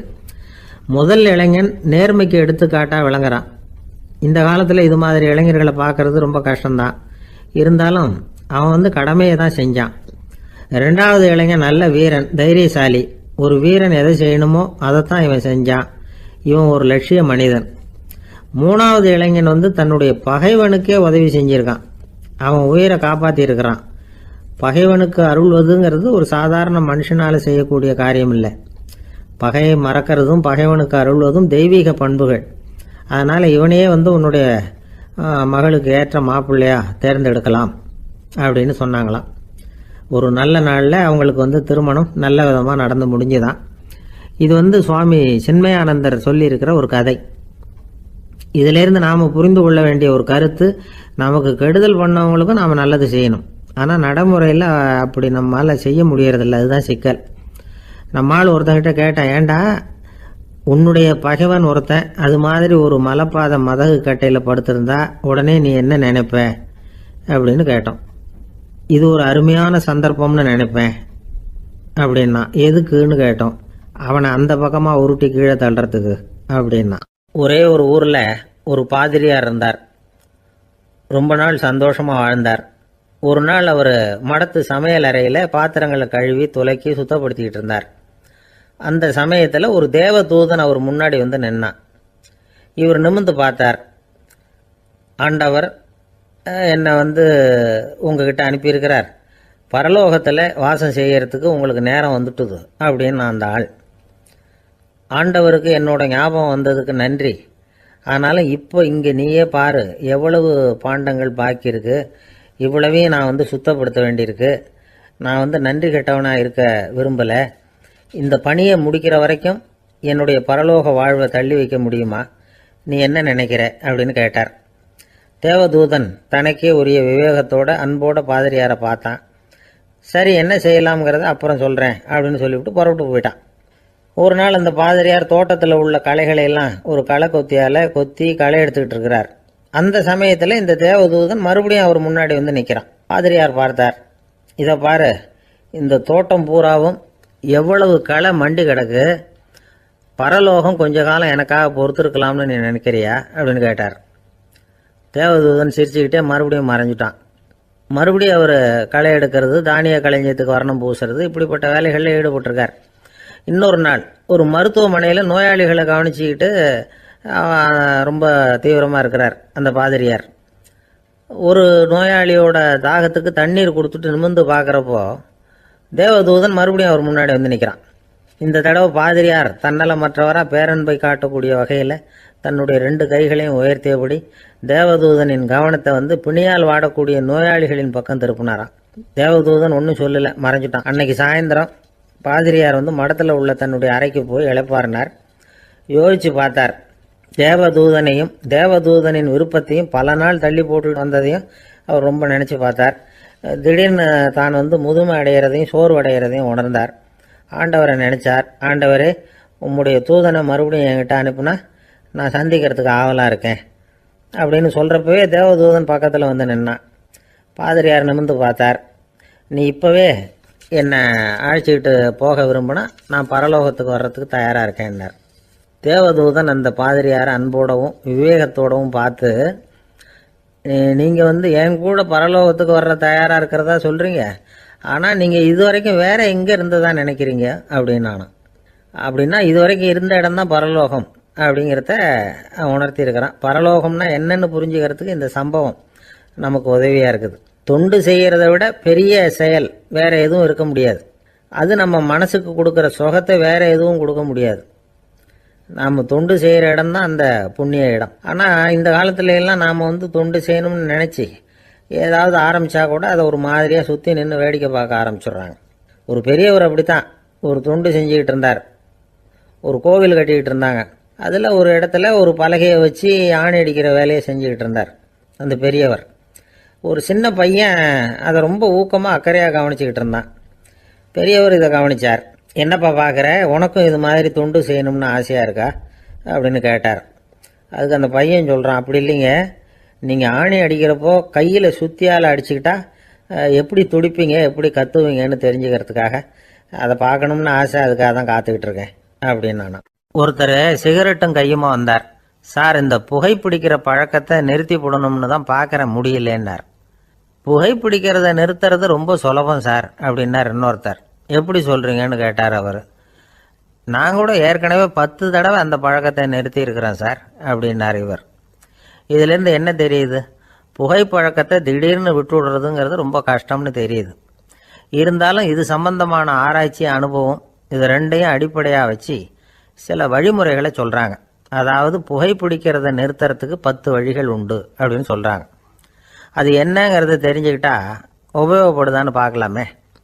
முதல் கருத்து என்னன்னா, கொஞ்ச நாளைக்கு புகைப்பிடிக்கிற நண்பர்களை விட்டு விலகி இருக்கணும். இதனால் புகைப்பிடிக்கிற ஆசை குறையும். அந்த பழக்கத்தை மறுபடியும் ஆரம்பிக்கப்படாதுங்கிற எண்ணம் உறுதிப்படும். 2வது கருத்து, புகைப்பிடிக்கிறதை எதிர்த்து தீவிரமாக பிரச்சாரம் செய்ய ஆரம்பிச்சிடணும். அது அடுத்தவங்களுக்கும் உபயோகப்படும், உங்களுக்கும் உபயோகப்படும். உங்கள் உள்ளுணர்வை அது தூண்டும், உங்களை உறுதி கொள்ள வைக்கும். மூன்றாவது கருத்து என்னன்னா, தினமும் 2 தடவை குளிக்கணும். எப்படி தெரியுமா? முதல்ல வெது வெதுப்பான தண்ணீர், அப்புறம் குளிர்ந்த தண்ணீர், இப்படி மாறி மாறி குளிக்கணுமா. 4வது கருத்து, உடற்பயிற்சிகள் செய்யணும். மூச்சு வாங்குற மாதிரியான பயிற்சிகள் ரொம்ப நல்லதான். பிராணாயாமம் அப்படிங்கிற மூச்சு பயிற்சி ரொம்ப நல்லதுங்கிறாங்க. அப்புறம் 5வது கருத்து, சாப்பாடு மிதமாக இருக்கணும், சீராக இருக்கணும். பச்சை காய்கறிகள், பழங்கள் சாப்பாட்டில் சேர்த்துக்கலாம். அடிக்கடி கொஞ்சம் கொஞ்சமாக சாப்பிட்டு ரத்தத்தில் சர்க்கரையின் அளவை பராமரிக்கணும். இது நரம்புகளை அமைதிப்படுத்தும். 6வது கருத்து என்னன்னா, ரொம்ப நேரம் பசியோடு இருக்கக்கூடாது. புகைப்பிடிக்கிறத நிறுத்த முயற்சி செய்யும் பொழுது எடை குறைப்பு நடவடிக்கைகளை மேற்கொள்ளக்கூடாது. 7வது கருத்து, காப்பி, தேநீர், மதுபானம், அப்புறம் போதைப் பொருள்கள் கலந்த உணவுகள் இதெல்லாம் வேணாம். புகைப்பிடிக்கிறத அதெல்லாம் ஊக்கப்படுத்தும். கடுகு, மிளகு, அப்புறம் காரமான பொருள்களை தவிர்க்கணும். உப்பு அளவை குறைக்கணும். தினமும் 10 குவளை தண்ணீராவது குடிக்கணும். வெறும் தண்ணி புகைப்பிடிக்கிற ஆவலை தணிக்குதான். 8வது கருத்து, கையில் சிகரெட்டு, புகையில ஏதாவது இருந்தால் உடனே தூக்கி எறிஞ்சிருங்க. அது கையில் இருக்கிற வரைக்கும் புகைப்பிடிக்கிற ஆசை வந்துக்கிட்டே இருக்கும். 9வது கருத்து என்னன்னா, இறை நம்பிக்கை உள்ளவங்க புகைப்பிடிக்கிற எண்ணம் வர்றப்போவெல்லாம் பிரார்த்தனை செய்ய ஆரம்பிச்சுடலாம். 10வது கருத்து, உங்களுக்கு ரொம்பவும் வேண்டியவங்க யாரோ அவங்கக்கிட்ட எல்லாம் நீங்கள் புகைப்பிடிக்கிறத நிறுத்தி விட்டதா சொல்லிவிடுங்க. இந்த 10 வழிகளையும் கடைபிடிக்க ஆரம்பிச்சுட்டா புகைப்பிடிக்கும் பழக்கத்தை நிறுத்தி விடலாம் அப்படின்னு சொல்கிறாங்க அனுபவப்பட்டவங்க. முயற்சி பண்ணி பார்க்கலாம். ஒரு முக்கியமான இடத்துல நின்றுக்கிட்டு இருந்தார் ஒருத்தர். அங்கே இன்னொருத்தர், ஏன் சார் இந்த இடத்துல சிகரெட் பிடிக்கலாமா அப்படின்னு அனுமதி கேட்டார். இந்த இடத்துல சிகரெட் பிடிக்கக்கூடாதுங்க அப்படின்னாரு இவர். நீங்கள் இப்படி சொல்கிறீங்க, ஆனால் இந்த இடத்துல கீழே நிறைய சிகரெட் துண்டுகள் கிடக்குதே, அவங்கெல்லாம் யார்? அவங்கெல்லாம் உங்கள் மாதிரி என்கிட்ட அனுமதி கேட்காதவங்க அப்படின்னாராம் இவர். ஒரு சீன தேசத்து அரசர் இருந்தார். அவருக்கு வயசாயிட்டுது. அவருக்கு அடுத்தபடியாக அவருடைய புள்ள பட்டத்துக்கு வரணும், ஆட்சி பொறுப்பை ஏற்றுக்கணும். ஒரு நல்ல தலைவனுக்கு இருக்க வேண்டிய பண்புகள்லாம் தன்னுடைய மகனுக்கு இருக்கணும்னு விரும்பினார் அந்த அரசர். அதனால் இளவரசனை பக்கத்தில் இருந்த ஒரு குரு கிட்ட அனுப்புனார். இளவரசன் அவர்கிட்ட போய் சேர்ந்தான். அந்த குரு என்ன பண்ணார் தெரியுமா? இவனை பார்த்து சொன்னார், இதை பாருப்பா, நீ என்ன பண்ணுற, இப்போவே பக்கத்தில் இருக்கிற காட்டுக்கு போ, நடு காட்டில் போய் ஒரு இடத்துல உட்காந்துக்கோ. அங்கே என்னென்ன சத்தம்லாம் உன் காதில் விழுதுன்னு கவனித்து கேளு. உன் காதில் விழுந்த ஓசைகள் என்னென்னங்கிறத என்கிட்ட சொல்லு, அதுதான் எனக்கு தெரியணும், உனக்கு வேலையும் அதுதான் அப்படின்னு சொல்லி அனுப்பி வச்சுட்டார். இளவரசன் காட்டுக்கு போனான். குரு சொன்னபடியே ஒரு இடத்துல உட்காந்து கவனித்து கேட்டான். அதுக்கப்புறம் குருக்கிட்ட திரும்பி வந்தான். என்னென்ன சத்தம்லாம் கேட்ட அப்படின்னு கேட்டார் குரு. குருவே, காட்டில் நான் பறவைகள் சத்தம்லாம் கேட்டேன், மிருகங்களின் ஓசையையும் கேட்டேன், இதை தவிர இடி, மின்னல், மழை இதுகளோட சத்தத்தையும் கேட்டேன் அப்படின்னா. குரு யோசனை பண்ணார், நீ இன்னமும் சரியாக கேட்கல, அதனால் மறுபடியும் காட்டுக்கு போ, கொஞ்ச நாள் தங்கியிருந்து கேட்டுட்டு வா அப்படின்னார். இளவரசனுக்கு ஒன்றும் புரியல. இருந்தாலும் குருவின் கட்டளையாச்சே, மறுக்க முடியுமா? உடனே அவன் மறுபடியும் காட்டுக்கு போனான். ஒரு இடத்துல உட்காந்தான். கொஞ்ச நேரம் உன்னிப்பாக கவனித்து கேட்டான். சில நாள் கழித்து குருக்கிட்ட திரும்பி வந்தான். குருவே, இந்த தடவை சில துல்லியமான சத்தங்களை எல்லாம் கேட்டான். தேனீ பறக்கிற சத்தம், நீரோடையின் மெல்லிய ஓசை, இதெல்லாம் கேட்டேன்னா. குரு சிரித்தார். நீ மறுபடியும் காட்டுக்கு போ, இன்னும் சில நாள் அங்கே இரு, முழுமையாக கவனமாக கேட்டுக்கிட்டு வா அப்படின்னு சொல்லி அனுப்பி வச்சுட்டார். இளவரசனுக்கு குழப்பம் அதிகமாயிட்டுது. ஒன்றுமே புரியல. மறுபடியும் காட்டுக்கு போனான். மௌனமாக ஒரு இடத்துல உட்காந்துட்டான். அப்படியே தியானத்தில் ஆழ்ந்துட்டான். சில நாளில் அவனுக்கு இதுவரை கேட்காத ஓசைகள்லாம் கேட்க ஆரம்பிச்சிட்டுது. இதைத்தான் நான் கேட்கணும்னு என்னுடைய குரு எதிர்பார்த்துருக்கிறாருங்கிறத புரிஞ்சுக்கிட்டான். உடனே குரு கிட்ட ஓடனான். குருவே, இந்த தடவை காதுகளுக்கு கேட்க முடியாத சில ஓசைகளை கூட என்னால் உணர முடிஞ்சுது. பூ மலருகிற ஓசை, சூரியனால் பூமி சூடாகிறப்போ எழுகிற ஓசை, காலை பனித்துளி இந்த புல்லுலாம் குடிக்கிற ஓசை, இது எல்லாம் என்னால் நல்லா கேட்க முடிஞ்சுது அப்படின்னா. குருவுக்கு இப்போ தான் திருப்தி ஏற்பட்டுதான்.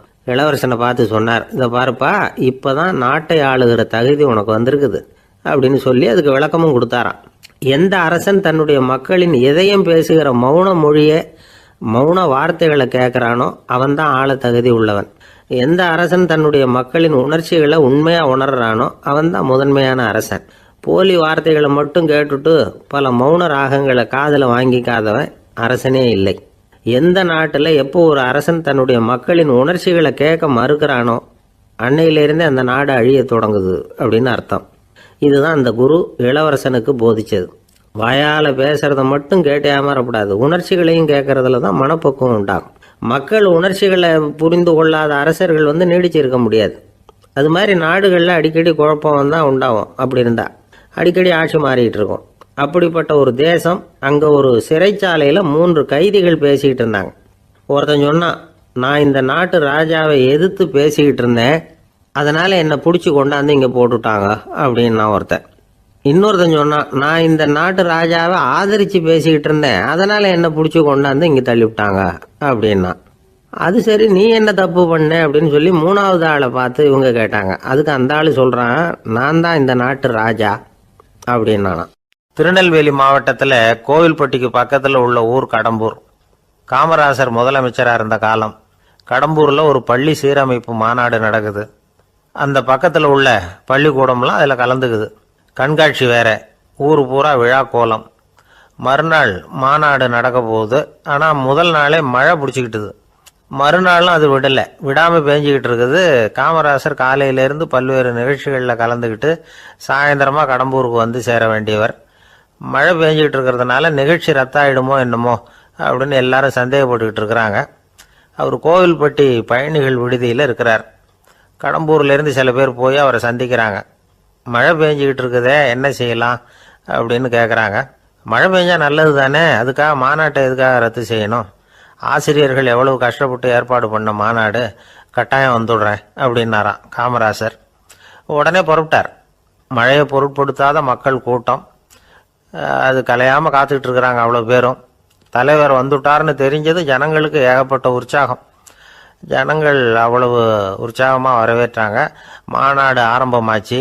மலர் மாலைகள் மலை மாதிரி குவிய ஆரம்பிச்சுட்டுது.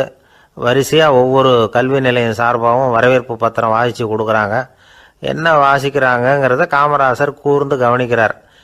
ஏகப்பட்ட புகழ் மொழிகள், ரொம்ப பாராட்டி புகழ்ந்து என்னென்னமோ வாசிச்சுக்கிட்டு இருக்கிறாங்க. கொடை வள்ளலே, குணக்குன்றே, மலையே, கடலே, இப்படி தமிழ் மொழியில் பாராட்டுறதுக்கு எத்தனை வார்த்தைகள் உண்டோ அத்தனையும் அதில் சேர்த்துருக்குறாங்க. காமராசர் பொறுமை இழந்துட்டார். போதும் போதும், உங்கள் எல்லாரையும் பார்த்து 2 வார்த்தை பேசிவிட்டு போகிறதுக்காக தான் நான் வந்திருக்கிறேன். எல்லாரும் மழையில் சிரமப்பட்டு நின்றுக்கிட்டு இருக்கிறீங்க, இப்படி என்ன புகழ்ந்து படிச்சுக்கிட்டே இருந்தால் எப்படி அப்படின்னாராம். அதுக்கப்புறம் பேசி முடிச்சிருக்கிறார். மாநாட்டு நிகழ்ச்சிகள் முடிஞ்சதும் இன்னொரு நிகழ்ச்சியில் கலந்துக்கிறதுக்காக புறப்பட்டாராம். ஒரு திறந்த ஜீப்பில் அவரை ஊர்வலமாக அழைச்சிக்கிட்டு போயிருக்கிறாங்க. தெருவில் 2 பக்கமும் ஏகப்பட்ட கூட்டம். அங்கங்கே ஜீப்பை நிறுத்தி ரோஜா மாலை, ஜருக மாலை இப்படி போட்டுக்கிட்டே இருக்கிறாங்க. அதையெல்லாம் அப்படி அப்படியே வாங்கி அங்கங்கே நின்றுக்கிட்டு இருந்த குழந்தைகள்கிட்டையும் தாய்மார்கள்கிட்டையும் கொடுத்துக்கிட்டே போகிறார். அந்த சமயத்தில் கூட்டத்துக்கு அப்பால் ஒரு பெரியவர் கையில் ஒரு மல்லிகை சரத்தோடு நின்றுட்டு இருக்கிறார். அவரால் முண்டி அடிச்சுக்கிட்டு முன்னால் வர முடியல. காமராசர் இதை கவனிக்கிறார். அவ்வளவுதான், உடனே நிறுத்தப்பா வண்டியை அப்படிங்கிறார். ஜீப்பு நிற்கிது. டிரைவரை பார்த்து, அதோ பார், அங்கே ஒருத்தர் நிற்கிறார் பார், அவரை இங்கே அழைச்சிட்டு வா அப்படின்னாராம். கூட்டம் வழி விடுது. அந்த பெரியவரை கிட்டத்தில் அழைச்சிட்டு வர்றாங்க. காமராசர் அவரை பார்த்து, வாங்க வாங்க, நல்லா இருக்கீங்களா அப்படின்னு சத்தம் போட்டு உற்சாகமாக விசாரிக்கிறாராம். பெரியவர் கண்களில் கண்ணீர், பேச்சு வரல. மல்லிகை சரத்தை அவருக்கு போடுறார். கொஞ்ச நேரம் அவர்கிட்ட பொறுமையாக பேசிக்கிட்டு இருந்துட்டு அவரை அனுப்பி வைக்கிறார் காமராசர்.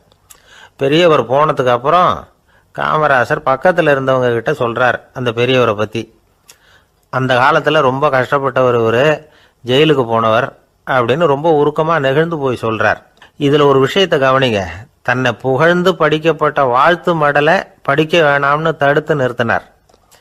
எங்கேயோ ஒரு மூலையில் கையில் ஒரு 4 முழம் மல்லிகை சரத்தோடு ஒதுங்கி நின்றுக்கிட்டு இருந்த அந்த தொண்டரை அவ்வளவு பெரிய கூட்டத்துக்கு நடுவுலையும் தேடி கண்டுபிடிச்சி கிட்டத்தில் கூப்பிட்டு அவர் கொடுத்த அன்பு மாலையை வாங்கி கழுத்தில் போட்டுக்கிட்டார்.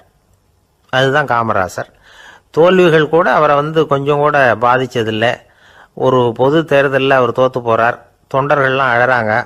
அதில் ஒருத்தர் மெதுவாக காமராசர்கிட்ட போய், என்ன தலைவரே, நீங்கள் கூட தோற்று போயிட்டீங்களே அப்படின்னு கலக்கமாக சொல்லியிருக்கிறார். அதுக்கு காமராசர், நான் கூட தோற்று போகிறதுக்கு பேர் தான்ப்பா ஜனநாயகம் அப்படின்னாராம். ஒரு ஊரில் ஒருத்தர் இருந்தான். ஒரு நாள் காலையில் எழுந்திரிச்சான்.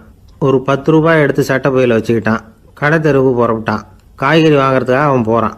காய்கறி சந்தைக்கு போய் சேர்ந்தான். கத்திரிக்காய் 4 கிலோ கொடுங்கன்னான். கொடுத்தாங்க. காசு கொடுக்கறதுக்காக சட்டப்பையில் கையை விட்டான், பணத்தை காணும். 10 ரூபாயை சட்டப்பையில் வச்சுக்கிட்டு தான் வந்தான். அது இப்போ அங்கே இல்லை. வழியில் எங்கேயும் அது விழுந்துட்டு போல்ருக்கு. அல்லது யாராவது திருடர்கள் தெரியாமல் அதை எடுத்துக்கிட்டு போட்டாங்களா என்னன்னு தெரியல. எப்படியோ 10 ரூபாயை அவன் இழந்துட்டான். கையில் காசு இல்லை. அதனால் கத்திரிக்காயை திருப்பி கொடுத்துட்டு கவலையோடு வீட்டுக்கு திரும்பி வந்தான். அதையே நினச்சிக்கிட்டு இருந்தான். அவனுக்கு தூக்கம் அதிகமாக போச்சு. அழ ஆரம்பிச்சிட்டான். காய்கறிகள் வாங்கிட்டு வந்து ஆனந்தமாக சமைச்சு சாப்பிட்லாம்னு நினச்சோம். அது முடியாமல் போச்சேங்கிற கவலை அவனுக்கு. அதனால் அதை மறக்கவே முடியல. இது நடந்து கொஞ்ச நாள் ஆச்சு. அதே மனுஷன் இன்னொரு நாள் அதே மாதிரி புறப்பட்டான். பணத்தை எடுத்து பையில் வச்சுக்கிட்டான்.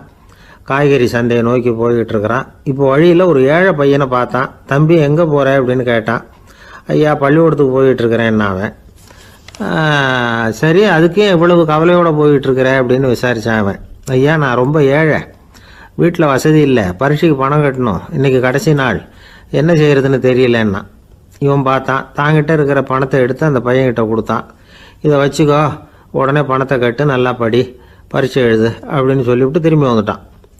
வெறுங்கையோடு திரும்பி வந்தும் வீட்டில் கேட்குறாங்க எங்கே காய்கறின்னு வழக்கம் போல் கேட்டாங்க. இவன் நடந்ததை சொன்னான். இப்போ வீட்டில் இருந்தவங்க அவங்ககிட்ட ஒரு கேள்வி கேட்டாங்க. ஏங்க இதே மாதிரி முன்னாடி ஒரு தடவை காய்கறி வாங்க போய் வெறுங்கையோடு திரும்பி வந்தீங்க, இப்போவும் வெறுங்கையோடு தான் திரும்பி வந்திருக்கிறீங்க. ஆனால் முன்னாடி வந்தப்போ வருத்தமாக இருந்தீங்க, இப்போ உங்கள் முகத்தில் வருத்தம் தெரியலையே அப்படின்னு கேட்டிருக்கிறான். அதாவது வீட்டில் இருக்கிறவங்க கேட்டாங்களாம். இப்போ அந்த மனுஷன் யோசிக்க ஆரம்பித்தானான். இந்த 2 நிகழ்வுகளுக்கு என்ன வித்தியாசம்? போன தடவை அவன் பணத்தை இழந்தான், இந்த தடவை அவன் பணத்தை இழந்திருக்கிறான். போன தடவை யாரோ திருடிட்டு போயிட்டாங்க, இந்த தடவை அவனாவே ஒரு பையன் பேரில் இறக்கப்பட்டு எடுத்து கொடுத்துருக்குறான். அன்னைக்கு பணம் போயிட்டுதேன்னு வருத்தமாக இருந்தது, இன்றைக்கி பணம் போனாலும் மனசுக்கு மகிழ்ச்சியாக இருக்குது, நிறைவாக இருக்குது. கொஞ்சம் யோசிச்சு பாருங்கள். பணத்தை இழந்தது மகிழ்ச்சிக்கோ வருத்தத்துக்கோ காரணமாக இருக்க முடியாது. அப்படின்னா வேற எது காரணம்? அன்றைக்கு பணத்தை இழந்துட்டேன்னு அழுதான், இன்றைக்கு பணத்தை இழந்தாலும் மகிழ்ச்சியாக இருக்கிறான். ஆகவே மகிழ்ச்சிக்கும் துக்கத்துக்கும் இழப்பு காரணம் அல்ல, இழப்பு பற்றிய நம்முடைய அறிவு தான் காரணம் அப்படிங்கிறது பெரியவர்களுடைய கருத்து. எந்த பொருளும் நமக்கு கவலையை உண்டு பண்ணுறதில்ல, அந்த பொருள் பேரில் நாம் வைக்கிற பற்று தான் கவலையை உண்டு பண்ணுது. பொருள்கள் நம்ம விட்டுட்டு போயிட்டா நாம் அழுதுகிட்டு இருக்கிறோம், நாமே அதுகளை விட்டுட்டு வந்துட்டா மகிழ்ச்சியாக இருக்கிறோம். இந்த உண்மையை புரிஞ்சுக்கிட்டு நம்முடைய வாழ்க்கையை நல்ல விதமாக அமைச்சிக்கணும். ஒரு ஆள் அழுதுகிட்டு இருந்தான். ஏன்டா அழுகுறேன்னு கேட்குறார் ஒருத்தர். இழக்கிறதுக்கு எதுவும் இல்லை அதனால் அழறேன்னா. என்னடா சொல்கிறேன்னார். கிட்ட வாங்க சொல்கிறேன்னா. இந்த மணி பர்ஸை வேற ஒருத்தன் பாக்கெட்லேருந்து திருடினேன், அப்புறம் தான் புரிஞ்சுது அவங்ககிட்ட இழக்கிறதுக்கு எதுவும் இல்லைங்கிறது. ஆமாங்க இது காலி பர்ஸு, அதனால் இப்போ அழுதுகிட்டு இருக்கிறேன், திருடியும் பிரயோஜனம் இல்லை அப்படின்னு சொல்லிவிட்டு அழுதானா. இப்பெல்லாம் நம்ம ஊரில் மாமியார் மருமகள் ஒருத்தர் நல்லா புரிஞ்சுக்கிட்டு நல்ல விதமாக தான் இருக்கிறாங்க பல இடத்துல.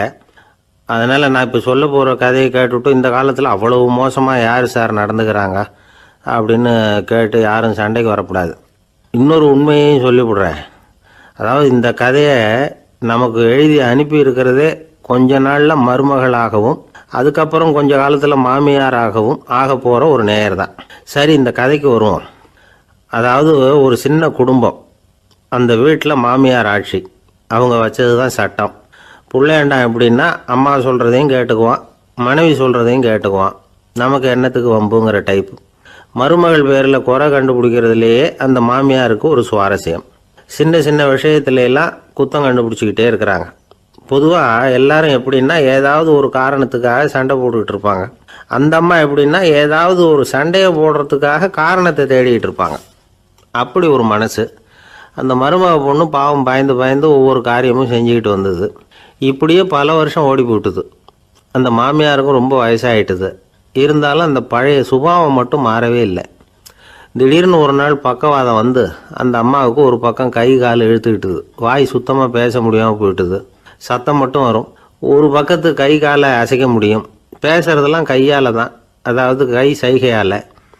இப்படிப்பட்ட நிலைமையில கூட அந்த பொண்ணு தண்ணியோ பாலோ இவங்க எதிரில் கொண்டாந்து வச்சா அதை வேணும்னே தட்டி விட்டுட்டு ஒம்பு வளர்க்குறது. அதுக்கப்புறம் அந்த பொண்ணு தரையை சுத்தப்படுத்தும்ல, அதை பார்த்து ரசிக்கிறது. இருந்தாலும் அந்த பொண்ணு இதையெல்லாம் பெருசுப்படுத்தாமல் ரொம்ப பொறுமையாக தான் இருந்தது. ஒரு நாள் வீட்டில் வச்சுருந்த பாலை பூனை குடிச்சிட்டு போயிட்டுது.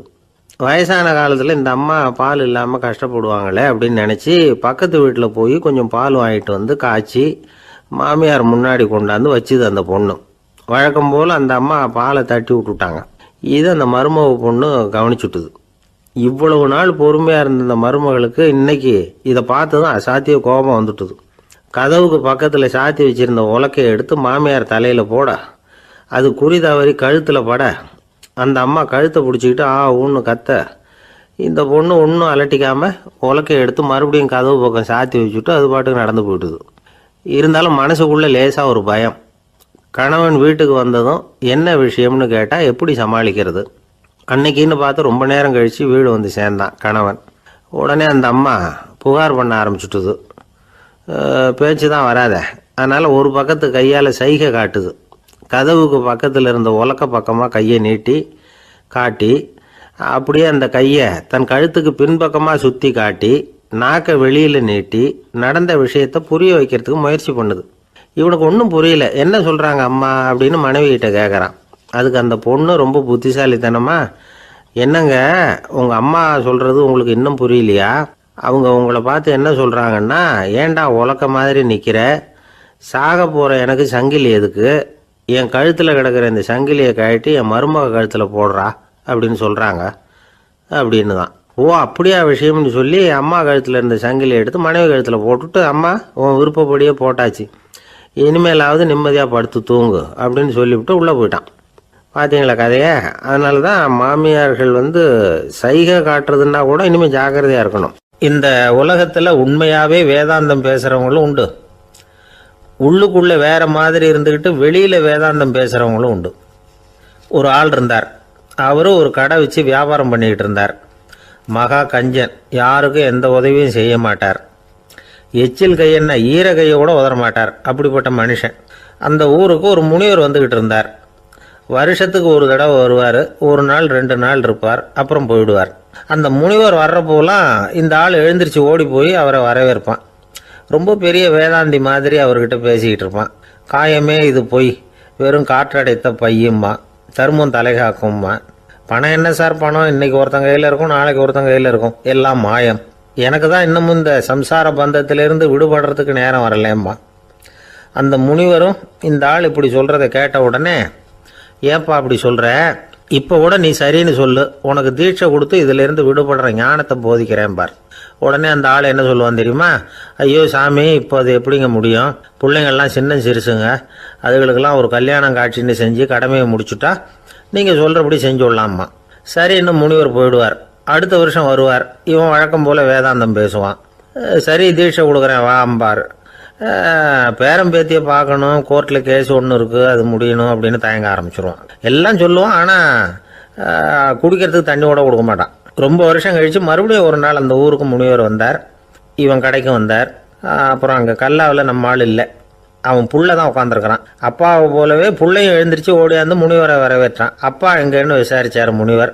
ஐயோ அதை ஏன் கேட்குறீங்க சாமி, உங்ககிட்ட தீட்சை வாங்கி இந்த சம்சார பந்தத்திலேருந்து விடுதலை பெறணும்னு சொல்லிக்கிட்டே இருப்பார், அது நிறைவேறாமலே போய் சேர்ந்துட்டார். போன மாதம் ஒரு நாள் திடீர்னு நெஞ்சு வலிக்குதுன்னார், அவ்வளோதான் போட்டுன்னு போயிட்டார் அப்படின்னு புலம்புனான் பையன். இதை கேட்டதும் முனிவர் சிரிச்சாரான். அவன் எங்கடா போவான், உன் அப்பா எங்கேயும் போகல, இதோ வாழை ஆட்டிக்கிட்டு உன் காலடியிலே இருந்துக்கிட்டு இருக்கான் பார் அப்படின்னு சொல்லி அங்கே நின்றுக்கிட்டு இருந்த ஒரு நாயை சுட்டி காட்டினாரான். என்ன சாமி சொல்கிறீங்க அப்படின்னு ஆச்சரியமாக கேட்டிருக்கான் பையன். உடனே முனிவர் அந்த நாயோட தலையில் ஒரு தட்டு தட்டி பேசுகிறா அப்படின்னாரான். உடனே அந்த நாய் வேதாந்தம் பேச ஆரம்பிச்சுட்டு தான். காயமே இது போய் வெறும் காற்றடைத்த பை அப்படின்னு தான். முனிவர் சொன்னார், அடே இப்போவும் ஒன்றும் கெட்டு போகல, நீ விரும்புனா சொல்லு, உனக்கு தீட்சை கொடுத்து என் பின்னாடியே அழைச்சிட்டு போயிடுறேன், அங்கே அழைச்சிட்டு போய் உனக்கு ஞானத்தை போதிக்கிறேன், வர்றியா அப்படின்னு கேட்டிருக்கார். உடனே அந்த நாய் சொல்லிச்சான், ஐயோ அதை ஏன் கேட்குறீங்க சாமி, நான் உண்ணாமல் தின்னாமல் ஏராளமான சொத்து சேர்த்து வச்சுட்டேன், என் பிள்ளைங்க அதோட பெருமை தெரியாமல் ராத்திரி நேரம்லாம் கதவை திறந்து போட்டுட்டு தூங்கிடுவாங்க, அதனால் இப்படி நாயாக பிறந்து ராத்திரி பகலாக சுற்றி சுற்றி காவல் காத்துக்கிட்டு கிடக்கிறேன், இப்போ எப்படி சாமி வர முடியும் அப்படின்னு கேட்டுதான். அறியாமையிலேயே சுகம் கண்டு இப்படி இருக்கிற ஆளுங்களுக்கு எப்படி விடுதலை கிடைக்கும், எப்போ விடுதலை கிடைக்கும் அப்படின்னு கேட்குறார் தசாவதானி, திருக்குறள் பேர் ராமையா. அவர் கேட்குறது நியாயம் தானே. இந்த காலத்து பையன் ஒருத்தன் அப்பா கிட்ட சொன்னான், அப்பா இன்னைக்கு நான் 1 ரூபா மிச்சப்படுத்தி விட்டேன் அப்படின்னு. நானும் அப்படியா என்னடா பண்ணேன்னு கேட்டிருக்கார் அப்பா. டவுன் பஸ்ஸில் ஏறாமல் அது பின்னாடியே ஓடியாந்தேன், 1 ரூபா மிச்சம் தானே அப்படின்றான். அட பாவி, ஒரு ஆட்டோ பின்னாடி ஓடியாந்துருந்தா 10 ரூபா மிச்சமாயிருக்குமே, வேஸ்ட் பண்ணிட்டியே அப்படின்னாராம் அந்த அப்பா. ஒரு கடற்கரை ஓரம், அங்கே ஒரு சின்ன கிராமம். அந்த கிராமத்தில் ஒரு சின்ன பள்ளிக்கூடம். கடற்கரை ஓரத்தில் உள்ள ஒரு விடுதியில் ஓய்வுக்காக ஒருத்தர் வந்து தங்கியிருக்கிறார். பள்ளிக்கூடத்தில் ஏதோ விழா நடக்கிறது மாதிரி தெரிஞ்சுது. உடனே அவர் அந்த பக்கமாக வந்தார். இங்கே என்ன நடக்குதுன்னு விசாரித்தார். பள்ளி ஆண்டு விழா நடக்குதுன்னாங்க. உடனே போனார். கண்காட்சி ஒன்று வச்சுருந்தாங்க. உள்ளே போய் பார்த்தார். பள்ளிக்கூடத்தில் படிக்கிற மாணவர்களே சொந்தமாக தயார் பண்ண பொருள்களை காட்சிக்கு வச்சுருக்கிறாங்க. அந்த ஊர் மக்கள்லாம் அதை கூட்டம் கூட்டமாக போய் பார்த்துக்கிட்டு இருக்கிறாங்க. இவரும் ஆர்வமாக அதையெல்லாம் பார்த்துக்கிட்டே போகிறார். ஒரு இடத்துல ஒரு சின்ன ரயில் செஞ்சு வச்சுருந்தாங்க. மாணவர்களே தயார் பண்ணது. மின்சாரத்தால் அது ஓடுறது மாதிரி பண்ணி வச்சுருந்தாங்க. அதில் ஒரு சின்ன பொத்தான் இருக்கும். அது அமுக்குனா ரயில் ஓடும், சுற்றி சுற்றி வரும். மாணவர்கள் எதிரில் நின்று அதுக்கு விளக்கம் கொடுத்துக்கிட்டு இருக்கிறாங்க. இவர் அதை கவனித்தார். ரயில் ஓடுறத பார்த்தார். அங்கே நின்றுக்கிட்டு இருந்த மாணவர்கள்கிட்ட விளையாட்டாக கேட்டார், ஏப்பா இந்த ரயில் எதனால் ஓடுது அப்படின்னு கேட்டார் இவர். சக்தியினால் ஓடுது அப்படின்னாங்க மாணவர்கள். அது என்ன சக்தின்னு கேட்டார். அதுக்கு பேர் மின்சாரம் அப்படின்னாங்க. சரி, நீங்கள் மின்சாரத்தை பார்த்துருக்குறீங்களா அப்படின்னார். நாங்கள் பார்த்தது இல்லைங்க, ஆனால் இதை செய்யறதுக்கு எங்களுக்கு உதவி பண்ண ஆசிரியர் ஒரு பட்டதாரி, ஒரு கால் அவர் பார்த்துருக்கலாம் அப்படின்னாங்க. அவர் எங்கே இருக்காருன்னு கேட்டார். இதோ அழைச்சிட்டு வர்றோம்னு ஓடினாங்க. அவர் அழைச்சிட்டு வந்தாங்க. அவர்கிட்ட ஒரு பெரியவர் கேட்டார், மின்சாரத்தை நீங்கள் பார்த்துருக்குறீங்களா அப்படின்னு. மின்சாரத்தை பார்க்குறதாவது நான் பார்த்ததே இல்லை. நான் பார்த்தது அது செயல்படுற விதத்தை தான். அது விளக்கை வந்து எரிய வைக்குது, ரயிலை ஓட வைக்குது, இது மாதிரி எத்தனையோ எந்திரங்களை வந்து செயல்பட வைக்குது. ஆனால் உண்மையிலேயே அது என்னன்னு எனக்கு தெரியாது. ஒருவேளை இந்த பள்ளிக்கூடத்து தலைமை ஆசிரியருக்கு தெரிஞ்சிருக்கலாம், ஏன்னா அவர் ஒரு மேல்நிலை பட்டதாரி அப்படின்னாராம் அவர். சரின்னு போய் தலைமை ஆசிரியரை கூப்பிட்டுக்கிட்டு வந்தாங்க. அவர்கிட்டையும் இதே கேள்வி கேட்டாராம் அவர். மன்னிக்கணும், இந்த கேள்வியை இதுவரைக்கும் யாரும் என்கிட்ட கேட்டதில்லை. சக்தியை யாரும் பார்க்க முடியாது, ஆனால் அது செயல்படும் விதத்தை தான் பார்க்க முடியும் அப்படின்னாராம் அவர். இப்போ இதுவரைக்கும் கேட்டுக்கிட்டு இருந்த பெரியவர் சிரித்தார். சிரிச்சுட்டு சொன்னாராம், சரி அதுக்காக ஒன்றும் கவலைப்படாதீங்க, என்னுடைய பெயர் தாமஸ் ஆல்வா எடிசன் அப்படின்னாராம். இதை கேட்டதும் அங்கே இருந்தவங்களுக்கெல்லாம் அதிர்ச்சி, ஆச்சரியம். என்னது, நீங்கள் தானா எடிசன்? நீங்கள் எவ்வளவு மின்சார கருவிகளை உண்டாக்கி இருக்கிறீங்க, நீங்களா இந்த கேள்வியை கேட்டது அப்படின்னாங்களாம். ஆமாம், நான் தான் கேட்குறேன், ஏன்னா நானே மின்சாரத்தை பார்த்தது கிடையாது அப்படின்னாராம் அவர். அன்புங்கிறது இப்படிப்பட்டது தாங்கிறார் ஓஷோ. அன்புங்கிறது நம்ம உடற்கூறு அமைப்பில் இல்லை, அது நம்ம உடம்புல உள்ள சுத்த சக்தியின் வெளிப்பாடு. அதை உணரத்தான் முடியுமே தவிர பார்க்க முடியாது. அன்பே உன்னை வந்து நான் என் இருதயத்தில் வச்சிருக்கிறேன் அப்படின்னுலாம் சொல்லுவான். இதெல்லாம் சும்மா. இது வந்து டாக்டர்கள் சொல்கிற இருதயம் கிடையாது. அது வந்து ரத்தத்தை தள்ளுகிற ஒரு கருவி, அவ்வளவுதான். ஞானிகள் சொல்லுகிற இதயம் வேற, அது கண்ணுக்கு புலப்படாத ஒரு சக்தி. என்னுடைய இதயம் ரொம்ப விசாலமானது சார் அப்படின்னார் ஒருத்தர். அப்படிங்களான்னு ரொம்ப மரியாதையா, ஆமாங்க டாக்டர் அப்படி தான் சொல்கிறார், கொஞ்சம் வீங்கி போய் பெருசாக இருக்குதான் அப்படின்னார். ஒரே ஒரு ஊரில் ஒரு அம்மா இருந்தாங்க. அந்த அம்மாவுக்கு ஒரே ஒரு பிள்ளையாண்டான். அவனுக்கு ரொம்ப அக்கறையோடு கல்யாணம் பண்ணி வச்சாங்க. கல்யாணம் முடிஞ்சதும் மருமக பொண்ணு வீட்டுக்கு வந்து சேர்ந்தது. அப்பாடா என் கடமை முடிஞ்சுது, இனிமே அக்கடான்னு எங்கேயாவது ஒரு மூலையில் படுத்து கிடக்கலாம் அப்படின்னு நினச்சாங்க அந்த அம்மா. ஆனால் நினைக்கிறபடி எங்கே நடக்குது? அதுக்கப்புறம் தான் பிரச்சனையே ஆரம்பமாச்சு. மருமகள் குணம் சரியில்லை, ஒரு மாதிரி. அந்த பொண்ணு வீட்டுக்கு வந்ததுமே முதல் வேலையாக மாமியாரை பார்த்து, அதுதான் நான் வந்துட்டேன்ல, இனிமேல் உங்களுக்கு என்ன வேலைங்க, புறப்பட வேண்டியது தானே, காசி ராமேஸ்வரம்னு எங்கேயாவது போங்கோ அப்படின்னுட்டு தான். மாமியாரை பார்த்தாங்க, கொஞ்சம் யோசனை பண்ணாங்க. இந்த பாருமா, நீ இப்படி சொல்கிறதுக்கு முன்னாடியே வீட்டை விட்டு புறப்படணுங்கிற முடிவுக்கு நான் வந்துட்டேன். வீட்டை மட்டும் இல்லை, இந்த உலகத்தை விட்டே கூட போகிறதுக்கு தயாராக இருக்கிறேன். ஆனால் ஒரே ஒரு விஷயத்துக்காக என் உயிரை கையில் பிடிச்சிக்கிட்டு இருக்கிறேன் அப்படின்னாங்களாம். என்ன விஷயம்னு கேட்டது இந்த மருமக பொண்ணு. வேற ஒன்றும் இல்லை, என் பிள்ளைக்கு கல்யாணம் பண்ணி வச்சுட்டேன். ஒரு பேர புள்ள பிறந்து அதை என் கண்ணால் பார்த்துட்டேன்னா நான் எங்கே வேணும்னாலும் போகிறதுக்கு தயாராக இருக்கிறேன் அப்படின்னாங்களாம் அந்த மாமியார். மாமியார் இப்படி சொல்கிறதுலேயும் நியாயம் இருக்கிறதாக பட்டுது அந்த பொண்ணுக்கு. சரி அப்படியே இருந்து பார்த்துட்டு போகலாம் அப்படின்னு அனுமதி கொடுத்தது. கொஞ்ச காலத்தில் ஒரு பேரன் பிறந்தான். அந்த அம்மாவும் பேரனை கண்ணால் பார்த்துட்டாங்க. சரி பேரனை பார்த்தாச்சுல்ல, இனிமேல் புறப்பட வேண்டியது தானே அப்படின்னது மருமக பொண்ணு. மாமியார் பார்த்தாங்க, நீ சொல்கிறது சரிதாம்மா, அதில் ஒன்றும் தப்பு இல்லை. என்னோட பேரன் உங்களை அம்மா அப்பான்னு கூப்பிடுறதை என் காது குளிர கேட்டுட்டு போயிடுறேனே அப்படின்னாங்களாம். சரி, அந்த ஆசையை நிறைவேறட்டும் அப்படின்னு காத்துக்கிட்டு இருந்தாங்க. பேரன் வளர்ந்தான், நடந்தான், பள்ளிக்கூடம் போனால் பெரியவனானான். மருமக பொண்ணு மறுபடியும் மாமியாரை விரட்ட ஆரம்பிச்சுட்டுது, இன்னும் புறப்புள்ளியான்னு. இதை பாருமா, இது வரைக்கும் இருந்துட்டேன். பேரனோட கல்யாணத்தையும் கண்ணால் பார்த்தா தான் இந்த கட்டை வேகும் போல் இருக்குது அப்படின்னு சொல்லி ஒரு மாதிரியாக பேச ஆரம்பித்தாங்க. இதுவும் நியாயமான ஆசையாக தான் படுது அப்படின்னு அது யோசிச்சிருக்கு அந்த பொண்ணு. சரின்னு அதுக்கும் ஒத்துக்கிட்டது. உடனே பேரனுடைய கல்யாணமும் முடிஞ்சது ஒரு வழியாக. இனிமேல் ஒரு நொடி கூட இங்கே இருக்கக்கூடாது, புறப்படுங்க அப்படின்னு மாமியாரை விரட்டிச்சான் அந்த பொண்ணு. இப்போ அந்த மாமியார் தன்னோட மருமகளை பார்த்து சொல்கிறாங்க, இதோ கிளம்பிட்டேம்மா, என் மூட்டை முடிச்செல்லாம் கட்டிக்கிட்டேன், புறப்பட்டுவிட்டேன்.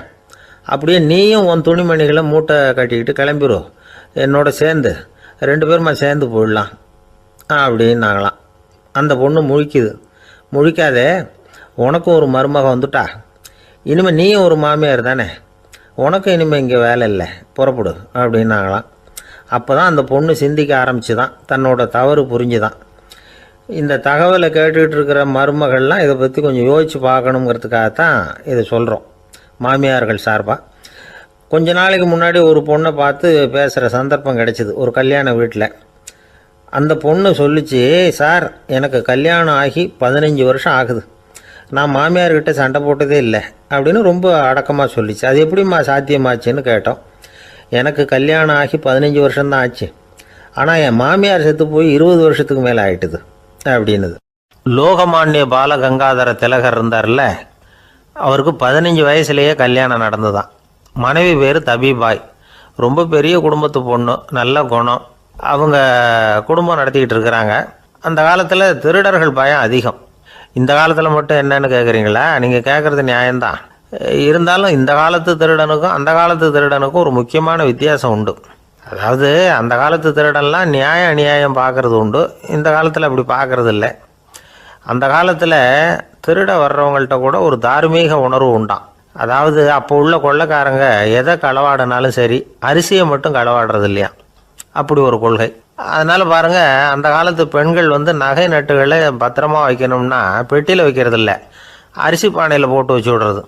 இப்போல்லாம் பேங்க்கில் சேஃப்டி லாக்கர்னு இருக்குல்ல, அது மாதிரி அந்த காலத்தில் சேஃப்டி லாக்கருங்கிறது அரிசி பானை. இந்த வளையல், மூக்குத்தி, தோடு இப்படி எதுவாக இருந்தாலும் அதில் போட்டு பத்திரமா வச்சுருவாங்க. திருடன் அரிசி பானை பக்கம் போகிறதில்ல. ஏன்னா சாப்பிட்ற விஷயத்தில் கை வைக்கக்கூடாது, அது பாவம் அப்படின்னு அவன் நினைக்கிறான். திலகரோட மனைவி தபீபாயும் அதே மாதிரி தன்னுடைய ஆபரணங்களை ஒரு அரிசி பானைக்குள்ளே போட்டு மூடி வச்சுருந்தாங்களாம். இப்படி இருந்தப்போ ஒரு நாள் ஒரு பிச்சைக்கார பொண்ணு வீடு வீடாக பிச்சை கேட்டுக்கிட்டே வந்திருக்குது. திலகர் வீட்டுக்கும் தர்மம் போடுங்க தாயே அப்படின்னு தான் அந்த பொண்ணு. அந்த அம்மா தபீபாய் காதில் இது விழுந்திருக்கு. உடனே கை நிறைய அரிசி அள்ளிக்கிட்டு போட்டிருக்கு. பாத்திரத்தில் அரிசியை போட்டதுக்கு அப்புறம் தான் தெரியுது, பளிச்சுன்னு கண்ணில் படுது. அதாவது அந்த அம்மாவோட வைர மூக்குத்தி ஒன்று அரிசியோடு சேர்ந்து அந்த பிச்சைக்கார பொண்ணு பாத்திரத்தில் போய் விழுந்துட்டுது. இந்த அம்மாவுக்கு மனசுக்குள்ளே குழப்பம், என்ன இப்படி ஆகிட்டுதே, மூக்குத்தி போயிட்டுதே, பிச்சை பாத்திரத்துலேருந்து அதை எப்படி எடுக்கிறது அப்படின்னு தயக்கம். வாயை திறந்து அதை கேட்கறதுக்கும் கூச்சம். திண்ணையில் உட்காந்துருந்த திலகர் இவ்வளவையும் பார்த்துக்கிட்டு இருக்கிறார். மனைவியின் மனசுக்குள்ளே நடக்கிற மௌன போராட்டத்தை அவர் நல்லா புரிஞ்சுக்கிட்டாராம். மனைவியை பார்த்து சொன்னாராம், தபீபாய், இது தெய்வ சம்மதம், அவளுக்கு சேர வேண்டிய மூக்குத்தி அவகிட்ட போயிட்டுது, பிச்சை பாத்திரத்தில் விழுந்த மூக்குத்தியை எடுக்க வேணாம் அப்படின்னாராம். சரின்னு சொல்லிவிட்டு மேற்கொண்டு எதுவும் சொல்லாமல் அந்த அம்மா வீட்டுக்குள்ளே போயிட்டாங்களாம். இந்த காலத்துலலாம் அது மாதிரி நடக்குமா? வெறும் அரிசியை போட்டுவிட்டு விவகாரம் பண்ணிகிட்டு இருக்க மாட்டோமா? ஒரு பெரிய மனுஷன் வீட்டுக்கு ஒரு பிச்சைக்காரன் வந்தான். ஐயா, நாங்கள் பிச்சைக்காரங்கள்லாம் சேர்ந்து ஒரு சங்கம் வச்சுருக்குறோம், அதுக்கு நிதி சேர்க்குறோம், அதுக்கு ஒரு 100 ரூபா கொடுத்தீங்கன்னா எங்களுக்கு பெரிய உதவியாக இருக்கும் அப்படின்னானா. அதெல்லாம் ஒன்றும் கொடுக்க முடியாது போ அப்படின்னாரான் அவர். அப்படின்னா ஒரு 50 ரூபாயாவது கொடுங்களேன் அப்படின்ட்டுருக்கான். அதுவும் முடியாதுன்னு சொல்லிவிட்டார். 25 ரூபா அப்படின்ட்டுருக்கான். எதுவும் முடியாது அப்படின்னாரான். சரிங்க, இவ்வளோ பெரிய வீட்டுக்கு வெறுங்கையோடு திரும்புறது நல்லா இருக்காது, அதனால் சும்மா ஒரு 1 ரூபா மட்டுமாவது கொடுங்க அப்படின்ட்டுருக்கான் அவன். 1 பைசா கூட என்கிட்ட கிடையாது அப்படின்னு விட்டாரான் இவர். அப்படின்னா நீங்கள் ஒரு காரியம் பண்ணுங்களேன் அப்படின்னானா அவன். என்ன செய்யணும் அப்படின்ட்டுருக்கார். எங்கள் சங்கத்தில் நீங்களும் ஒரு மெம்பராக சேர்ந்துருங்க அப்படின்னானா. காஞ்சிபுரத்தில் பல்லவ ராஜா ஒரு கோவில் கட்டினார், கைலாசநாதர் கோவில். அதுக்கு கும்பாபிஷேகம் பண்ணுறதுக்கு ஒரு நாள் குறிப்பிட்டு அதுக்கு வேண்டிய ஏற்பாடுகள்லாம் பண்ணினார். முதல் காரியமாக கடவுளை வேண்டிக்கிட்டார், நீங்கள் இந்த கும்பாபிஷேகத்துக்கு நேரில் வந்து கலந்துக்கணும்னார். கடவுள் அந்த ராஜா கனவுல வந்தார். நீ கும்பாபிஷேகம் வச்சிருக்கிற அதே நாளில் அதே நேரத்தில் எனக்கு இன்னொரு ஊரில் ஒரு கும்பாபிஷேகம் இருக்குது, அதுக்கு போக வேண்டியிருக்கு. அதாவது திருநின்ற ஊரில் என்னுடைய பக்தர் ஒருத்தர், அவரும் ஒரு கோயில் கட்டி கும்பாபிஷேகம் செய்கிறார், நான் அதுக்கு போக வேண்டியிருக்கு, அதனால் உன்னுடைய தேதியை நீ மாற்றி வச்சுக்கோ அப்படின்னார். கடவுள் தான் எங்கேயும் இருக்கிறவராச்சே, அவர் நினச்சா 2 இடத்துலையும் இருந்து கோயில் கும்பாபிஷேகத்தை நடத்த முடியாதா? ஏன் அப்படி செய்யலை? அது ஒரு முக்கியமான காரணத்துக்காக தான். திருநின்ற ஊரில் இருந்த பூசலாருங்கிற அந்த அடியாரின் பெருமையை இந்த உலகத்துக்கு எடுத்து காட்டணுங்கிறதுக்காகத்தான் கடவுள் அந்த ராஜா கிட்ட அப்படி சொன்னார். சரி, அந்த அடியார் அப்படி என்னதான் பெருசாக கோயில் கட்டி விட்டார்? ராஜா கட்டின கோயிலை விட பெருசா? அவர் கட்டினது கருங்கல்லாலேயோ மண்ணாலேயோ மரத்தாலேயோ இல்லை. அவர் கட்டின கோயில் வேறு மாதிரி. அது மனசால கட்டின கோயில், மனசுக்குள்ளே இருக்கிற கோவில், மனக்கோவில். அந்த அடியார் தன்னோட மனசுக்குள்ளே மாசக்கணக்காக ஒவ்வொரு கல்லாக சேர்த்து கட்டின கோவில். இந்த விஷயம் ராஜாவுக்கு தெரியாது. அவர் என்ன நினச்சுட்டாரு, அது நாம் கட்டின கற்கோயிலை விட ரொம்ப பெருசாக இருக்கும் போல இருக்கு அப்படின்னு நினச்சிட்டார். சரி, அப்பேற்பட்ட அந்த கோயிலை தரிசனம் பண்ணிவிட்டு வருவோம் அப்படின்னு நினச்சி ராஜா திருநின்ற ஊருக்கு போகிறார். அங்கே போய் பார்த்தா கோயிலையும் காணும், ஒன்றையும் காணும். கடைசியில் பூசலார் கட்டின மனக்கோவில் தான் அதுங்கிறத அவர் புரிஞ்சுக்கிறார். உடனே அந்த அடியாரின் காலில் விழுந்து வணங்குறார். அவரோ, இது மனசால முயன்ற கோவில், இதுக்கு இத்தனை பெருமையா அப்படின்னு ஆச்சரியப்படுறார். இதில் ஆச்சரியப்படுறதுக்கு ஒன்றும் இல்லை. ஆண்டவன் விரும்புறது அகபக்தியையே தவிர புற தோற்றங்களே அல்ல. இதை நாம் புரிஞ்சுக்கிட்டோம்னா நமக்குள்ள எந்த வேறுபாடுகளும் வர்றதுக்கு வழியே இல்லை. இன்னொரு ராஜா இருந்தார். அவர் ஆண்டவனுக்கு படைக்கிறதுக்காக ஒரு தார் நல்ல செவ்வாழை பழமாக எடுத்துக்கிட்டு போகணும்னு நினச்சார். அதனால் நாளே அதை வாங்கிட்டு வர சொன்னார் வேலைக்காரங்கிட்ட. வேலைக்காரன் போனால் கடைத்தெருவில் ஒரு தார் பழம் வாங்கினான். வர்ற வழியில் அவன் குடிசை. அப்படியே எட்டி பார்த்துட்டு போவோமேன்னு நினச்சான். போனான். அங்கே இவனோட குழந்தை பாவம் பசியால் கத்திக்கிட்டு இருக்கு. இவன் பார்த்தான், இவ்வளவு பெரிய தாரில் ஒரு 2 பழம் எடுத்தா தெரியவா போகுது அப்படின்னு நினச்சி ஒரு 2 பழத்தை பிச்சு அந்த குழந்தைகிட்ட கொடுத்தான். அது அதை வாங்கி வயிறார சாப்பிட்டுது. பசி அடங்குச்சு, விளையாட போயிட்டுது. இவன் அதுக்கப்புறம் வாழைப்பழத்தை எடுத்துக்கிட்டு அரண்மனைக்கு வந்தான். 2 பழம் பிச்சிருக்கிறது ராஜாவுக்கு தெரிஞ்சு போச்சு. இவன் உண்மையை சொல்லிவிட்டான். உடனே ராஜா, கடவுளுக்கு படைக்க வேண்டிய பொருளை குழந்தை எச்சில் பண்ண விட்டுருக்கியே அப்படின்னு சொல்லி அவனை கட்டி வச்சு சாட்டையால் அடித்தார் பாவம். மறுநாள் பழத்தை கோயிலுக்கு எடுத்துகிட்டு போனார். கடவுள் முன்னாடி வச்சார். கடவுள் கண்ணை திறந்து பார்த்தார், பழம்லாம் அழுகி இருக்குது. என்ன இது அழுகி போன பழம் அப்படின்னார். ராஜா முழிச்சார். நல்லா தானே இருந்தது அப்படின்னு நினச்சார். அப்போ கடவுள் அந்த ராஜா கிட்ட சொன்னாராம், இதை பார்ப்பா, இந்த தாரில் 2 பழம்தான் நல்ல பழம், அந்த 2 பழங்களையும் நேற்றுக்கே நான் சாப்பிட்டுட்டேன் அப்படின்னாராம்.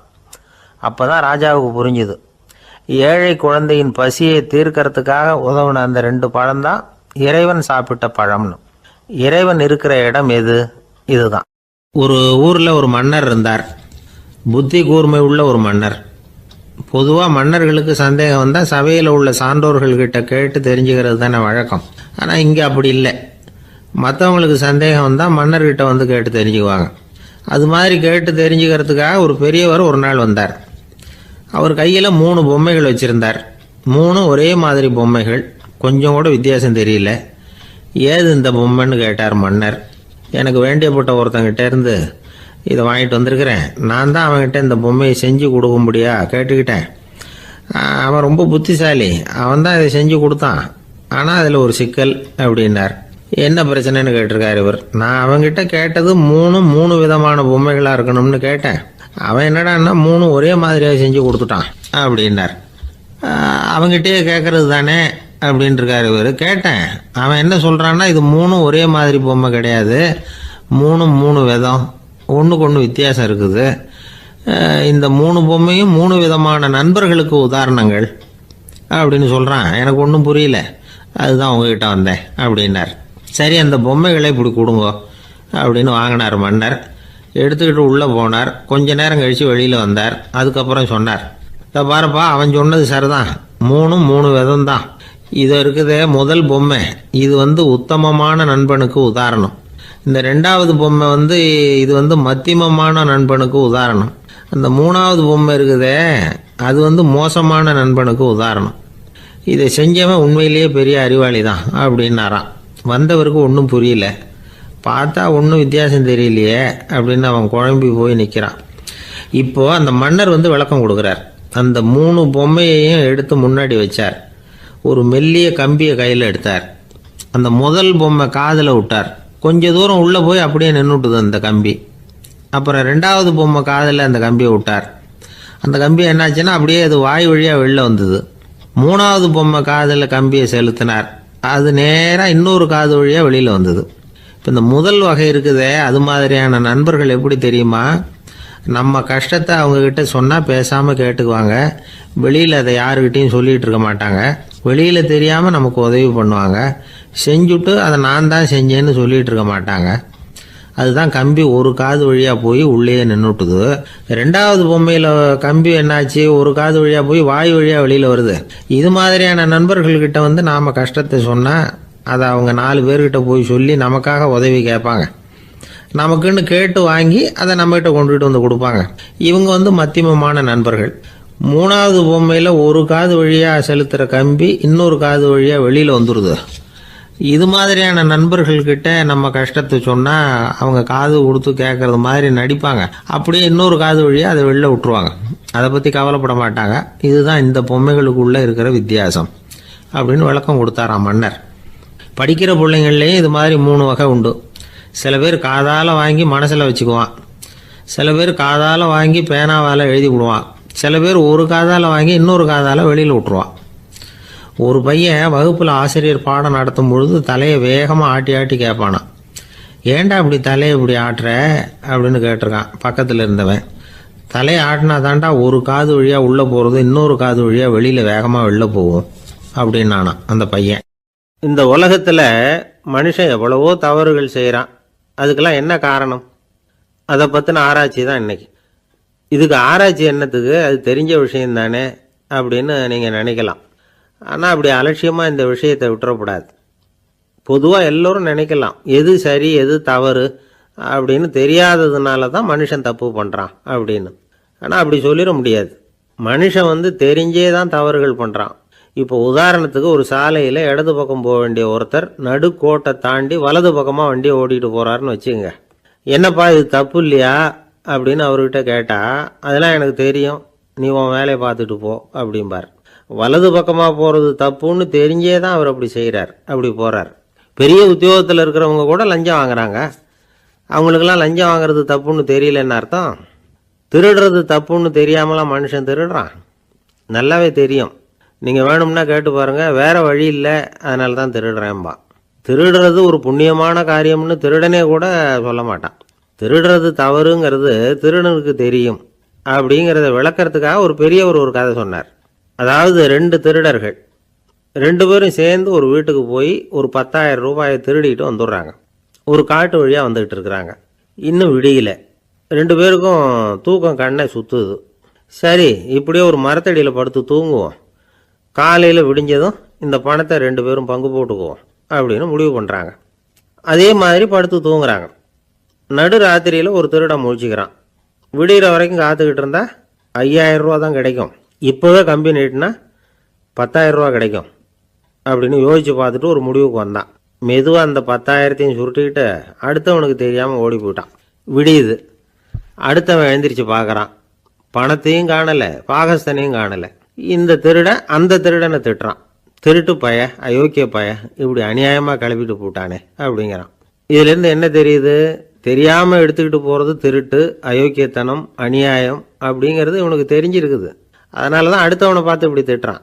அதனால் தெரியாததுனால மனுஷன் தவறு பண்ணுறான்னு சொல்கிறது சரியில்லை. அப்படின்னா மனுஷன் பண்ணுற தவறுகளுக்கு உண்மையான காரணம் தான் என்ன? இதே சந்தேகம் அர்ஜுனனுக்கும் வந்துதான். அதனால தான் அவன் பகவானை பார்த்து கேட்குறான். மனுஷன் தன் விருப்பத்துக்கு விரோதமாக ஏதோ ஒரு சக்தியினால பலாத்காரமாக இழுக்கப்பட்டது மாதிரி பாவம் பண்ணுறானே, அந்த சக்தி என்ன அப்படின்னு கேட்குறான். இதுக்கு பகவான் பதில் சொல்கிறார். காமமும் குரோதமும் தான் அந்த சக்திகள். அதாவது ஆசையும் சினமும், இது ரெண்டும் உன்னுடைய எதிரிகள் அப்படிங்கிறத புரிஞ்சுக்கோ அப்படிங்கிறார். இன்னமும் நுணுக்கமாக பார்த்தா காமத்தினுடைய மறு உருவங்கள் தான் குரோதமும் லோபமும். ஆசை நிறைவேறலைன்னா குரோதம், அதாவது கோபம். ஆசை நிறைவேறிட்டதுன்னா லோபம், அதாவது பேராசை. பாவத்தை கண்ட்ரோல் பண்ணணும்னா அதுக்கு மெயின் சுவிட்ச் எது அப்படிங்கிறது இப்போ தான் தெரியுது. அதுக்கு மனுஷன் தெரிஞ்சே தான் தவறு பண்ணுறான் அப்படின்னு பேசிக்கிட்டோமே. அதுக்கு ஒரு உதாரணம். ஒரு ஆள் ஹோட்டலில் சாப்பிட போனான், சாப்பிட்டு முடித்தான். எழுந்திரிச்சு வந்து முதலாளிகிட்ட பில்லை கொடுத்தான், காசை கொடுக்கல. முதலாளி பணம் கொடுன்னு கேட்டார். இவன் என்கிட்ட பணம் இல்லைன்னா. முதலாளி கொஞ்சம் கூட அலட்டிக்கல. உள்ளே இருந்து ஒரு ஆளை கூப்பிட்டார். இவனை கூப்பிட்டுக்கிட்டு போய் இட்லி மாவு ஆட்ட சொல்லுன்னார். இவனும் கவலைப்படாமல் உள்ளே போயிட்டான். அப்போது அழைச்சிட்டு போகிற ஆள் கேட்குறான், ஏன் சார் சாப்பிட்றதுக்கு முன்னாடி காசு இல்லைங்கிறது உங்களுக்கு தெரியாதா அப்படின்னு கேட்குறான். தெரியும், காசு இல்லைங்கிறதும் தெரியும், காசு இல்லாமல் சாப்பிட்டா மாவாட்டணுங்கிறதும் தெரியும் அப்படின்னா அந்த ஆள். அப்படின்னா நீங்கள் உங்கள் வீட்லேயே சாப்பிட்ருக்கலாமே அப்படின்னு கேட்குறான் அவன். அதுக்கு இவர் சொல்கிறாரு, அது எப்படி, அங்கே சாப்பிட்டாலும் நான் இதே வேலையை தானே செய்ய வேண்டியிருக்கும் அப்படின்னாராம். ஒரு ஊரில் ஒரு பெரிய செல்வந்தர் இருந்தார். பணத்துக்கு பஞ்சம் இல்லை. அதனால் இந்த உலகத்தில் முடியாத காரியம் எதுவும் இல்லைன்னு நினச்சார். பணம் இருந்தாலே அந்த நினப்பு தானாக வந்துடும். அதனால் இவரும் அப்படி நினச்சதில் ஒன்றும் தப்பு இல்லை. அந்த ஊருக்கு குருநானக் ஒரு தடவை வந்தார். அவருக்கு இந்த செல்வந்தர் ரொம்ப பிரமாதமாக ஒரு வரவேற்பு கொடுத்தார். ஊர் எல்லையிலேயே எங்கள் வீட்டுக்கு வந்து விருந்து சாப்பிட்டுட்டு போகணும்னு கேட்டுக்கிட்டார். அவரும் சரின்னு ஒத்துக்கிட்டார். உடனே தன்னுடைய பங்களாவில் ஒரு பெரிய விருந்துக்கு ஏற்பாடு பண்ணார். குருநானக்கை அழைச்சிட்டு வீட்டுக்கு போனார், உட்கார வச்சார். ஐயா, நான் இந்த ஊர்லேயே ரொம்ப பெரிய வசதி உள்ளவன், என்னால் எல்லாம் முடியும். உங்களுக்காக நான் என்ன செய்யணும்னு சொல்லுங்கள், எதுவாக இருந்தாலும் பரவாயில்ல, எவ்வளவு செலவானாலும் பரவாயில்ல, என்னால் செய்ய முடியும். என்ன செய்யணும்னு சொல்லுங்கள், அது போதும், நான் செய்கிறேன் அப்படின்னு நான் ரொம்ப பணிவா. இதை கேட்டதும் குருநானக் சிந்திச்சார் கொஞ்ச நேரம்.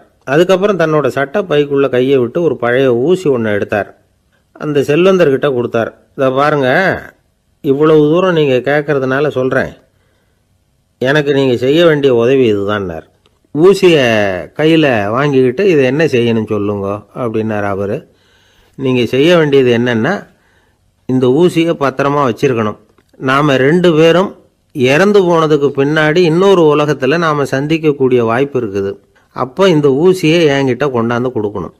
இதுதான் நீங்கள் எனக்காக செய்ய வேண்டிய உதவி அப்படின்னார் குருநானக் லேசாக சிரிச்சுக்கிட்டே. இதை கேட்ட உடனே இந்த பெரியவர் முழிக்க ஆரம்பிச்சிட்டார். அது எப்படிங்க, நான் சாகிறப்ப எப்படி இந்த ஊசியை எடுத்துக்கிட்டு இன்னொரு உலகத்துக்கு வர முடியும்னார். ஊசி மாதிரி ஒரு சின்ன பொருளை கூட இந்த உலகத்தை விட்டு நாம் போகிறப்ப எடுத்துகிட்டு போக முடியாதுங்கிறப்போ உங்களோட செல்வத்தையெல்லாம் எப்படி அங்கே எடுத்துகிட்டு வர போகிறீங்க அப்படின்னு கேட்டார் குருநானக். அதுக்கப்புறம் தான் அந்த பெரியவர் யோசிக்க ஆரம்பித்தாராம். குருநானக் சொல்கிறார், இதை பாருங்கள், நாம் செய்கிற நல்லது கெட்டது தான் கடைசி வரைக்கும் நம்ம கூட இருக்கும். அடுத்தவங்க நல்லா இருக்கணுங்கிறதுக்காக பொருளை செலவு செய்யணும். அப்படி செய்யலைன்னா எந்த பிரயோஜனமும் இல்லை அப்படின்னார். அதுக்கப்புறம் தான் அந்த செல்வந்தரின் அறிவு கண் திறந்து தான். உடனே குருநானக்கை வணங்கினார். ஐயா, என்கிட்ட இருந்த ஆணவம் போயிட்டுது, இனிமேல் என்கிட்ட இருக்கிற செல்வத்தை நல்ல வழியில் செலவழிப்பேன் அப்படின்னாராம். நம்மக்கிட்ட இருக்கிற பணம் எப்பவும் நம்ம கூடவே வந்துக்கிட்டு இருக்காதுங்கிறதுக்கு இது ஒரு உதாரணம். அதுக்காக நாம் பணம் சேர்க்கறத பற்றி கவலைப்பட வேண்டியதில்லை, பேசாமல் படுத்து தூங்கிக்கிட்டு இருந்தால் போதும் அப்படின்னு இதுக்கு அர்த்தம் பண்ணிக்கக்கூடாது. முறையான வழியில் பணம் சேர்க்கணும், அதை முறையான வழியில் செலவு பண்ணணும். அதனால் ஏற்படக்கூடிய மன நிறைவு இருக்குது பாருங்கள், அது அனுபவித்தவங்களுக்கு தான் தெரியும். சொர்க்கத்துக்கு போகிறவங்க இங்கேருந்து பணத்தை எடுத்துகிட்டு போக முடியாது. ஆனால் நம்ம செல்வத்தை இங்கே மற்றவங்களுக்கு பயன்பட செய்து அதனால் ஏற்படுற புண்ணியம் இருக்குது பாருங்கள், அதை எடுத்துகிட்டு போக முடியுமா. இதுதான் ஆன்மீகவாதிகள்லாம் சொல்கிற கருத்து. ஜான் நியூட்டன் ஒருத்தர், அவர் சொன்னார், நான் எப்போவாவது சொர்க்கத்துக்கு போய் சேர்ந்தேன்னா அங்கே 3 அதிசயங்களை பார்ப்பேன்னார். என்னன்னு கேட்டாங்க.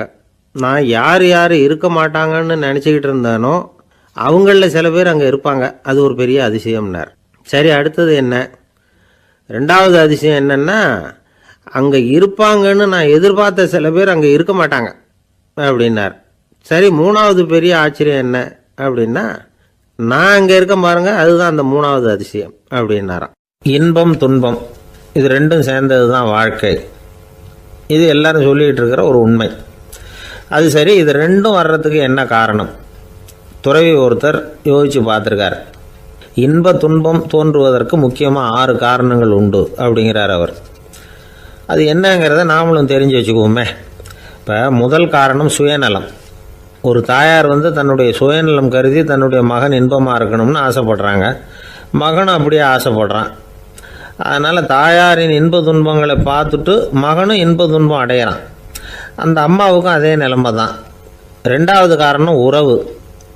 நான் துறவியான பிறகு கூட உறவுங்கிற காரணத்தினால தான் தாயாருடைய சுக துக்கங்களை கண்டு நானும் சுக துக்கம் அடைகிறேன். என் தாயாருடைய நிலைமையும் இதுதான் அப்படிங்கிறார் ஒரு துறவி. 3வது காரணம் என்னென்னா அறிமுகம். எனக்கு அறிமுகமான ஒருத்தரை ரயில் நிலையத்தில் சந்திக்கிறேன். அவர் தன்னுடைய பணப்பையை எங்கேயோ தொலைச்சி விட்டு வருத்தப்பட்டுக்கிட்டு இருக்கிறார். நானும் வருத்தப்படுறேன். அந்த சமயத்தில் யாரோ ஒருத்தர் இதுதானே அவங்க பணப்பை அப்படின்னு சொல்லி கொண்டாந்து நீட்டுறார். பணப்பையை தொலைச்சவர் சந்தோஷப்படுறார். நானும் சந்தோஷப்படுறேன். இது அந்த துறவி சொல்கிற அனுபவம். 4வது காரணம் என்னென்னா கருணை. எனக்கு முன்னே பின்னே தெரியாத ஒருத்தனை யாரோ ஒருத்தன் அடித்து காயப்படுத்தி போடுறான். கருணை காரணமாக நான் அதுக்காக துக்கப்படுறேன். 5வது காரணம் எதையும் நம்புறது. ஒரு பசுமாட்டை ஒரு முரணை அடிச்சுக்கிட்டு இருக்கிறான் அப்படின்னு ஒருத்தர் நம்மகிட்ட சொல்கிறாருன்னு வைங்க, உடனே நான் துக்கப்படுறேன். இன்னொருத்தர் அந்த முரணனை போலீஸ்காரங்க பிடிச்சிட்டு போயிட்டாங்கன்னு சொல்கிறார். நான் உடனே சந்தோஷப்படுறேன். 3வதாக ஒருத்தர் முதல் 2 பேரும் சொன்னது பொய்யுங்கிறார். அப்போ நான் இன்ப துன்பம் 2மே இல்லாமல் நிம்மதியாக இருக்கிறேன். இது ஒரு விதம். அடுத்தது 6வது காரணம் என்னென்னா தன்மயமாகுதல். ஒரு நாவல் படிச்சுக்கிட்டு இருக்கிறோம். அதில் வர்ற பாத்திரங்களோடு நாம் ஒன்றி போயிடுறோம். அதில் வர்ற பாத்திரங்கள் சிரிச்சுதுன்னா நாமளும் சிரிக்கிறோம், அது அழுதுன்னா நாமளும் அழறோம். அதெல்லாம் அந்த துறவி சொல்கிற அனுபவ உண்மைகள். இன்ப துன்பம் இது 2ம் தோன்றுவதற்கு சுயநலம், உறவு, அறிமுகம், கருணை, எதையும் நம்புறது, தன்மயமாகிறது, இது எல்லாம் தான் முக்கிய காரணம் அப்படின்னு அவர் சொல்கிறார். ஆக கூடி ஒட்டு மொத்தமாக யோசனை பண்ணி பார்த்தா பிற பொருள்கள் மீது பற்றுதல் காரணமாக தான் நாம் இன்ப துன்பம் அடைகிறோம் அப்படிங்கிறத புரிஞ்சிக்க முடியுது. மனுஷன் இன்ப துன்பம் அடையிறதுக்கு 7வது காரணம் கூட ஒன்று உண்டு அப்படின்னு சொல்லிகிட்டே வந்தார் ஒருத்தர். அது என்ன அப்படின்னு கேட்டோம். அதுதான் சார் நீங்கள் சொல்லிட்டு வர்ற இன்று ஒரு தகவல்னார். எப்படி சொல்கிறீங்கன்னு கேட்டோம். இன்று ஒரு தகவல் கேட்க ஆரம்பிக்கிறப்போ மனசில் இன்பம், ஆரம்பித்த உடனே இது ஏற்கனவே கேட்ட சமாச்சாரமாச்சே அப்படின்னு நினைக்கிறப்போ துன்பம் அப்படின்னு அதுக்கு ஒரு விளக்கம் கொடுத்தார் அவர். வயிறு பசிக்குதேங்கிறது சிலரோட கவலை, வயிறு பசிக்க மாட்டேங்குதே அப்படிங்கிறது சில பேரோட கவலை. 2 விதமான கவலைக்கும் வயிறு தான் காரணமாக இருக்குது.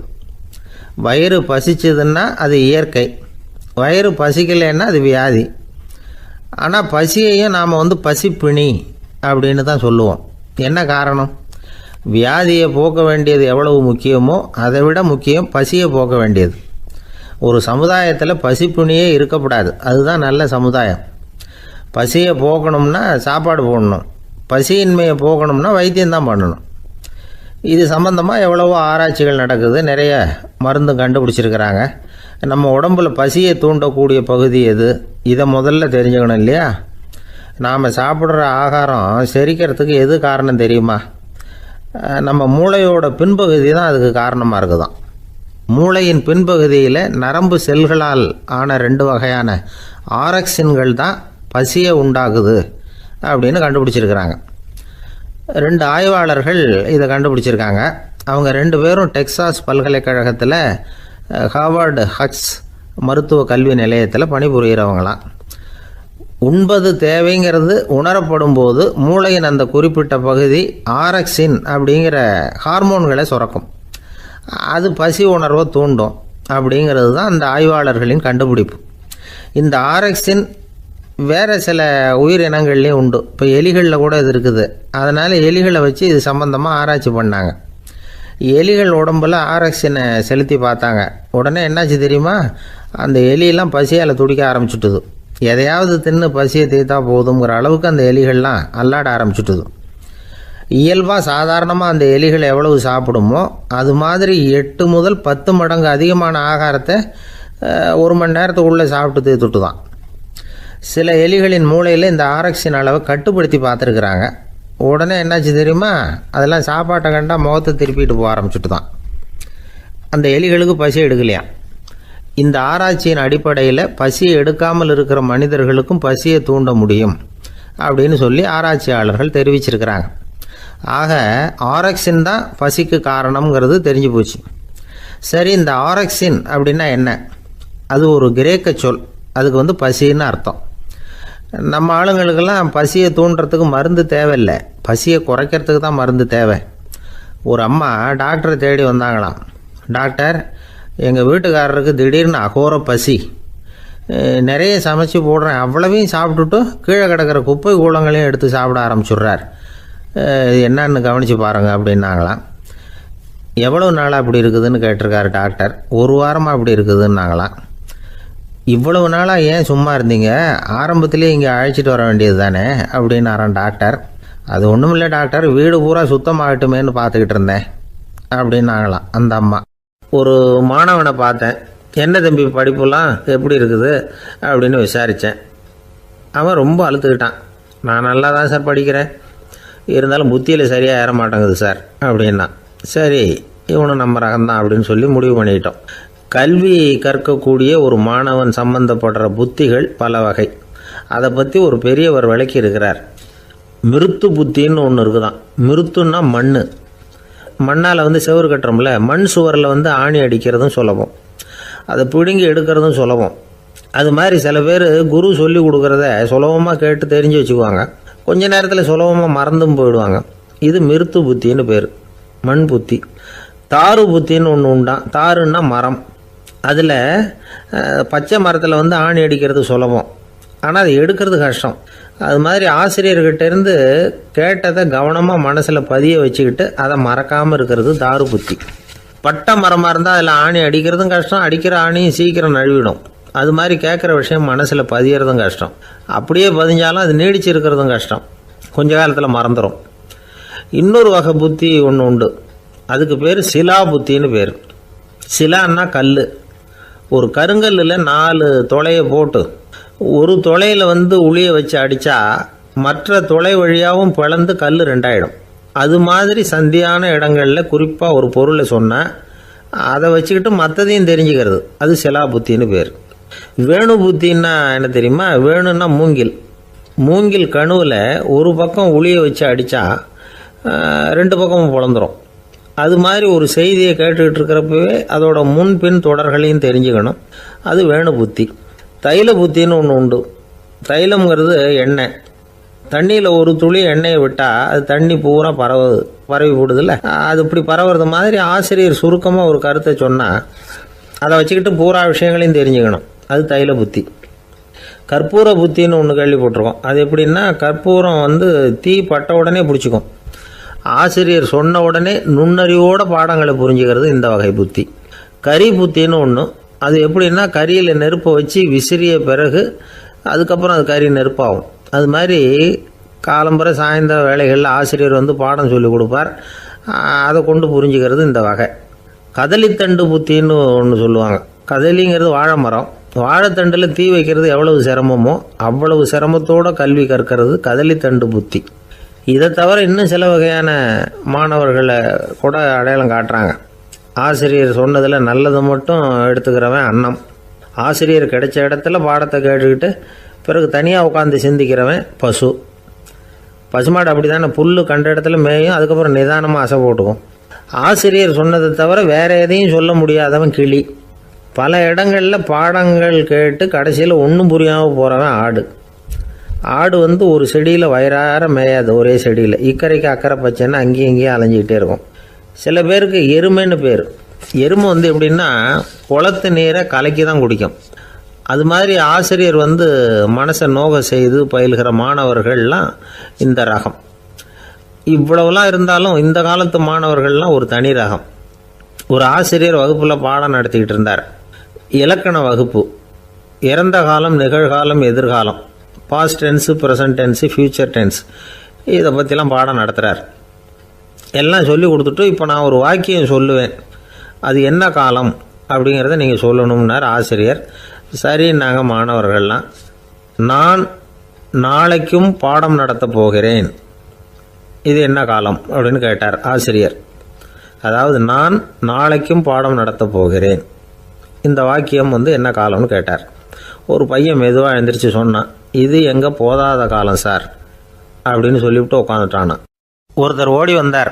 இன்னொருத்தரை பார்த்து, சார் உங்கள் சைக்கிளை ஒரு நாள் இரவல் கொடுங்களேன், பக்கத்து ஊருக்கு போயிட்டு வர வேண்டியிருக்கு அப்படின்னார். இவர் சைக்கிளை கொடுத்து பத்திரமா கொண்டுட்டு போங்கன்னார்.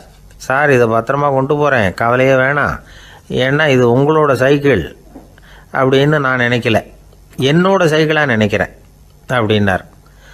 அதுக்கப்புறம் தான் இவருக்கு உண்மையாகவே பயம் வந்துட்டுது. ஏன்னா அவர் சொன்னது மாதிரி அதை தன்னோட சைக்கிளாகவே நினச்சி தள்ளிட்டு போட்டால் என்ன பண்ணுறது? எதை நம்முடையதாக நினைக்கணுங்கிறதுக்கு ஒரு வரையறை இருக்குது. சில பேர் ஆஃபீஸையே வீடாக நினச்சி விடுறது உண்டு. அப்படிப்பட்டவங்க கூட வீட்டை ஆஃபீஸாக நினைக்கிறதில்ல. ஏன்னா வீட்டில் இவர் ஆஃபீஸராக நடந்துக்க முடியறதில்ல. இதெல்லாம் ஒரு பக்கம் இருக்கட்டும், இப்போ விஷயத்துக்கு வருவோம். பொறியியல் மேதை டாக்டர் விஸ்வேஸ்வரய்யா இருந்தார் இல்லையா, பாரத ரத்னா விருதெல்லாம் கொடுத்தாங்களே. ஆஃபீஸ் வேலை வேறு, சொந்த வேலை வேறு அப்படிங்கிறதுக்கு ஒரு உதாரணமாக இருந்தவர் அவர். மைசூர் மகாராஜா கிட்ட திவானாக இருந்தார். அவர் ஒரு நாள் அரசாங்க வேலை காரணமாக வெளியூர் போயிருந்தார். ஹாசன்கிற ஊருக்கு பக்கத்தில் ஒரு பயண மாளிகை, அங்கே தங்கிவிட்டார். ராத்திரி அங்கே தங்கி இருந்துட்டு விடிஞ்சதும் ஊருக்கு திரும்புறதாக திட்டம். ராத்திரி தூங்கிறதுக்கு ரொம்ப நேரம் ஆகிட்டுது. ரொம்ப நேரம் வரைக்கும் அரசாங்க சம்பந்தப்பட்ட வேலைகளையே பார்த்துக்கிட்டு இருக்கிறார். அரசாங்க ஃபைல்கள் நிறைய இருந்தது. அதையெல்லாம் ஒவ்வொன்றா எடுத்தார், படித்து பார்த்தார், பரிசீலனை பண்ணார். அதில் எழுத வேண்டியதை எழுதினார், கையெழுத்து போட்டார். ஒரு வழியாக அந்த வேலையெல்லாம் முடிஞ்சுது. அதுக்கப்புறம் என்ன பண்ணார்னா, தன்னுடைய சூட்கேஸை திறந்தார். அதிலேருந்து 2 மெழுகுவத்தியை எடுத்து கொளுத்தி வச்சார். அந்த பயண மாளிகையில் அது வரைக்கும் எரிஞ்சிக்கிட்டு இருந்த மின்சார விளக்குகளை அணைச்சிட்டார். அதுக்கு பிறகு அந்த மெழுகுவத்தி வெளிச்சத்தில் சில புத்தகங்களை தொடர்ந்து படிக்க ஆரம்பிச்சிட்டார். அந்த பயண மாளிகையில் பணியாளராக இருந்தவர் இதை பார்த்துட்டு ஓடி வந்தார். மறுபடியும் மின் விளக்கு போடுறதுக்காக போனார். விஸ்வேஸ்வரய்யா அதை பார்த்துட்டு போட வேணாம்ட்டாராம். இது வரைக்கும் நான் அரசாங்க அலுவல்களை கவனிச்சிக்கிட்டு இருந்தேன், அதனால் மின் விளக்குகள் அப்போ எரிஞ்சதில் தப்பு இல்லை. இப்போ நான் புத்தகம் படிச்சுக்கிட்டு இருக்கேன், இது என்னுடைய சொந்த வேலை, இங்கே இருக்கிற மின் விளக்கு அதுக்காக ஏன் எரியணும் அப்படின்னு கேட்டாராம். இப்போ இருக்கிற சில அரசு பணியாளர்கள்கிட்ட இந்த சம்பவத்தை பேச்சோட பேச்சாக சொல்லி பார்த்தேன். அவங்களால இதை ஜீரணிக்கவே முடியல. நேர்மை தேவை தான் சார், அதுக்காக அவ்வளவு தூரத்துக்கு அது தேவையா அப்படிங்கிறாங்க. விஸ்வேஸ்வரய்யா அப்படி பண்ணினது தான் ஒரு நேர்மையாளர் அப்படின்னு இந்த உலகத்துக்கு நிரூபிக்கணுங்கிறதுக்காக இல்லை. தான் அப்படி நடந்து காட்டினா தன்னை சுற்றி இருக்கிறவங்களும் அதை கேள்விப்படுறவங்களும் முடிஞ்ச அளவுக்கு பொது வாழ்க்கையில், அரசு பணியில் நேர்மையை கடைபிடிக்க முயற்சி பண்ணலாமே அப்படிங்கிறதுக்காகத்தான். இப்போவும் சில பேர் இருக்கிறாங்க, இவங்க ஆஃபீஸ் வேறு வீடு வேறேன்னு நினைக்கிறதில்ல, அவ்வளோ உரிமை. ஒருத்தர் அப்படி தான், அவருக்கு அவசரமாக 5000 ரூபா தேவைப்பட்டது. ஆஃபீஸு பணத்தை எடுத்துக்கிட்டார். அந்த நேரம் பார்த்து ஆடிட் வந்துட்டுது, ஆப்பிட்டுக்கிட்டார். விசாரணை நடக்குது. அவர் சொல்கிறார், சார் நான் நேரம் காலம் பார்க்காம ஆஃபீஸில் வேலை செய்வேன், ஏன்னா அதை என்னோடய ஆஃபீஸாக நினைக்கிறேன். அவசரத்துக்கு அந்த பணத்தை எடுத்தேன், மறுபடியும் வச்சுடலாம்னு தான் இருந்தேன், அதுக்குள்ளே இப்படி ஆகிட்டுது. நீங்கள் என்ன நினச்சாலும் சரி, நான் ஆஃபீஸ் வேறு வீடு வேறு அப்படின்னு நினைக்கிறதில்ல, அது என்னோட சுபாவம் அப்படின்னார். விசாரணை பண்ணவர் தீர்ப்பு வழங்கினார். உங்கள் சுபாவத்துக்கு மதிப்பு கொடுத்து நானும் தீர்ப்பு வழங்குறேன். நீங்கள் கொஞ்ச நாள் ஜெயிலில் இருந்துட்டு வாங்க, அது உங்களுக்கு கஷ்டமாக இருக்காதுன்னு நினைக்கிறேன். ஏன்னா அங்கே போனாலும் நீங்கள் உங்கள் சுபாவப்படி வீடு வேறு ஜெயில் வேறேன்னு நினைக்க மாட்டீங்க அப்படின்னாராம். ஒரு நாள் ஒரு நண்பரை சந்தித்தேன். உங்கள் வீடு எதுன்னு உங்களுக்கு தெரியுமா சார்ன்னு. அவர் என்னை ஒரு மாதிரியாக பார்த்தார். அப்புறம் சொன்னார், தெரியும் அப்படின்னாரு. சரி, உங்கள் தொலைபேசி எண் உங்களுக்கு தெரியுமான்னு. அதுவும் தெரியும்னார். உங்கள் மனைவி மக்கள் யார் யாருன்னு உங்களுக்கு தெரியுமான்னு கேட்டேன். என்ன ஒரு மாதிரியாக பார்த்தார். அப்புறம் சொன்னார், அதுவும் தெரியும் சார் அப்படின்னார். சரி, நீங்கள் யாருன்னு உங்களுக்கு தெரியுமான்னு கேட்டேன். இப்போ தான் அவர் முழிக்க ஆரம்பித்தார். அவர் மட்டும் அப்படி இல்லை, நாம் எல்லாருமே அப்படி தான். எதிரில் நிற்கிறது யாருங்கிறது தெரியும், நாம் யாருன்னு நமக்கு தெரியாது. உண்மையிலேயே நாம் யார்? இந்த கேள்விக்கான பதிலை தான் வாழ்க்கை பூரா நாம் தேடிட்டு இருக்கிறோம். புத்தர் என்ன சொல்கிறாரு தெரியுமா? நீங்கள் கடவுளை பற்றி கவலைப்பட தேவையில்லை, உங்களை பற்றின கவலை உங்களுக்கு இருந்தால் போதும் அப்படிங்கிறார். நான் யார், எனக்கு ஏன் இந்த கவலை அப்படின்னு உங்களை நீங்களே கேட்டுக்குங்க அப்படிங்கிறார். நாம் ஏன் கடவுளை படைத்தோம்? அது ஒரு நழுவல் முயற்சியாம். அதாவது தன்னிடமிருந்து தானே தப்பிக்கிற ஒரு முயற்சியாம். இப்படி தான் அதை சொல்கிறாங்க அறிஞர்கள்லாம். மக்கள் பொய்யான பிரச்சனைகளில் ஆர்வமாக இருக்கிறாங்க, அதுக்கு தீர்வு காணவும் முயற்சி பண்ணுறாங்க. கடவுளை பற்றி விவாதிக்க எல்லாருக்கும் விருப்பம், தன்னுடைய சுயம் பற்றிய பிரஜையே இருக்கிறதில்ல. ஆகக்கூடிய விஷயம் என்னன்னா, கடவுள் சமாளிப்புக்கு பயன்படுத்தப்படுகிறார். மனவியல் என்ன சொல்லுது தெரியுமா? கடவுள், சொர்க்கம், மறுபிறவி இதை பற்றிலாம் பேச ஆரம்பிக்கிறவங்க யார் தெரியுமா? போருக்கு போகிறவன், துன்பத்தில் சிக்கி கஷ்டப்படுறவன், நோய் படுக்கையில் விழுந்தவன், இவங்க தான். நாம் அனுபவத்திலே பார்க்குறோமே இதையெல்லாம். கடவுளை துணைக்கு கூப்பிடுறவங்க யாருன்னு கவனித்து பாருங்கள். பரீட்சை எழுத போகிறவன், வேலை தேடி அலையிறவன், பண நெருக்கடியில் இருக்கிறவன், விபத்தில் சிக்கிக்கிட்டவன், இவங்கெல்லாம் தான். தேர்வில் வெற்றி பெற்றதும் அவரை துணைக்கு கூப்பிடுறதில்ல, வேலை கிடைச்சதும் அவர் துணை தேவைப்படுறதில்ல. ஏன் இப்படி? கொஞ்சம் யோசனை பண்ணி பாருங்கள். துன்பம் வருகிற போது அந்த துன்பத்தை தவிர்க்க வேண்டிய நிலையில் அதிலிருந்து நழுவி போகிறதுக்காக பிரார்த்தனை தேவைப்படுது. எல்லாம் நல்லபடியாக நடக்கிறப்போ பிரார்த்தனை செய்யறதில்ல. புத்தருடைய வழி என்ன தெரியுமா? அந்த வழியில் கடவுளும் கிடையாது, பிரார்த்தனையும் கிடையாது. புத்தர் செய்தது இதைத்தான். அதாவது கடவுள்கிட்ட இருந்து மனிதனையும், மனிதன்கிட்ட இருந்து கடவுளையும் அவர் விடுவித்தார். புத்த மதம் என்ன சொல்லுது தெரியுமா? கடவுள் பிரச்சனை அல்ல, மனிதன்தான் உண்மையான பிரச்சனை அப்படின்னு சொல்லுது. உங்களை நீங்கள் நல்லா தெரிஞ்சுக்கிட்டா போதும், நீங்களே கடவுள் ஆயிடுவீங்க அப்படிங்கிறது தான் புத்த மதம். அதனால நமக்கு தேவை உள்முக பயணம். நான் யார் அப்படிங்கிற கேள்வியோட உள்ள போகணும். அங்கே போனால் தான் தெரியும் நான் அப்படின்னு அங்கே யாருமே இல்லைங்கிறது. இதெல்லாம் புத்தர் சொல்லுகிற ஒரு தத்துவம். தத்துவம்னு சொன்னாவே நமக்கெல்லாம் அதை புரிஞ்சுக்கிறது கஷ்டம்தான். நம்ம பொறுத்த வரைக்கும் தத்துவங்கிறதுல 2 வகை உண்டு. ஒன்று தத்துவம்,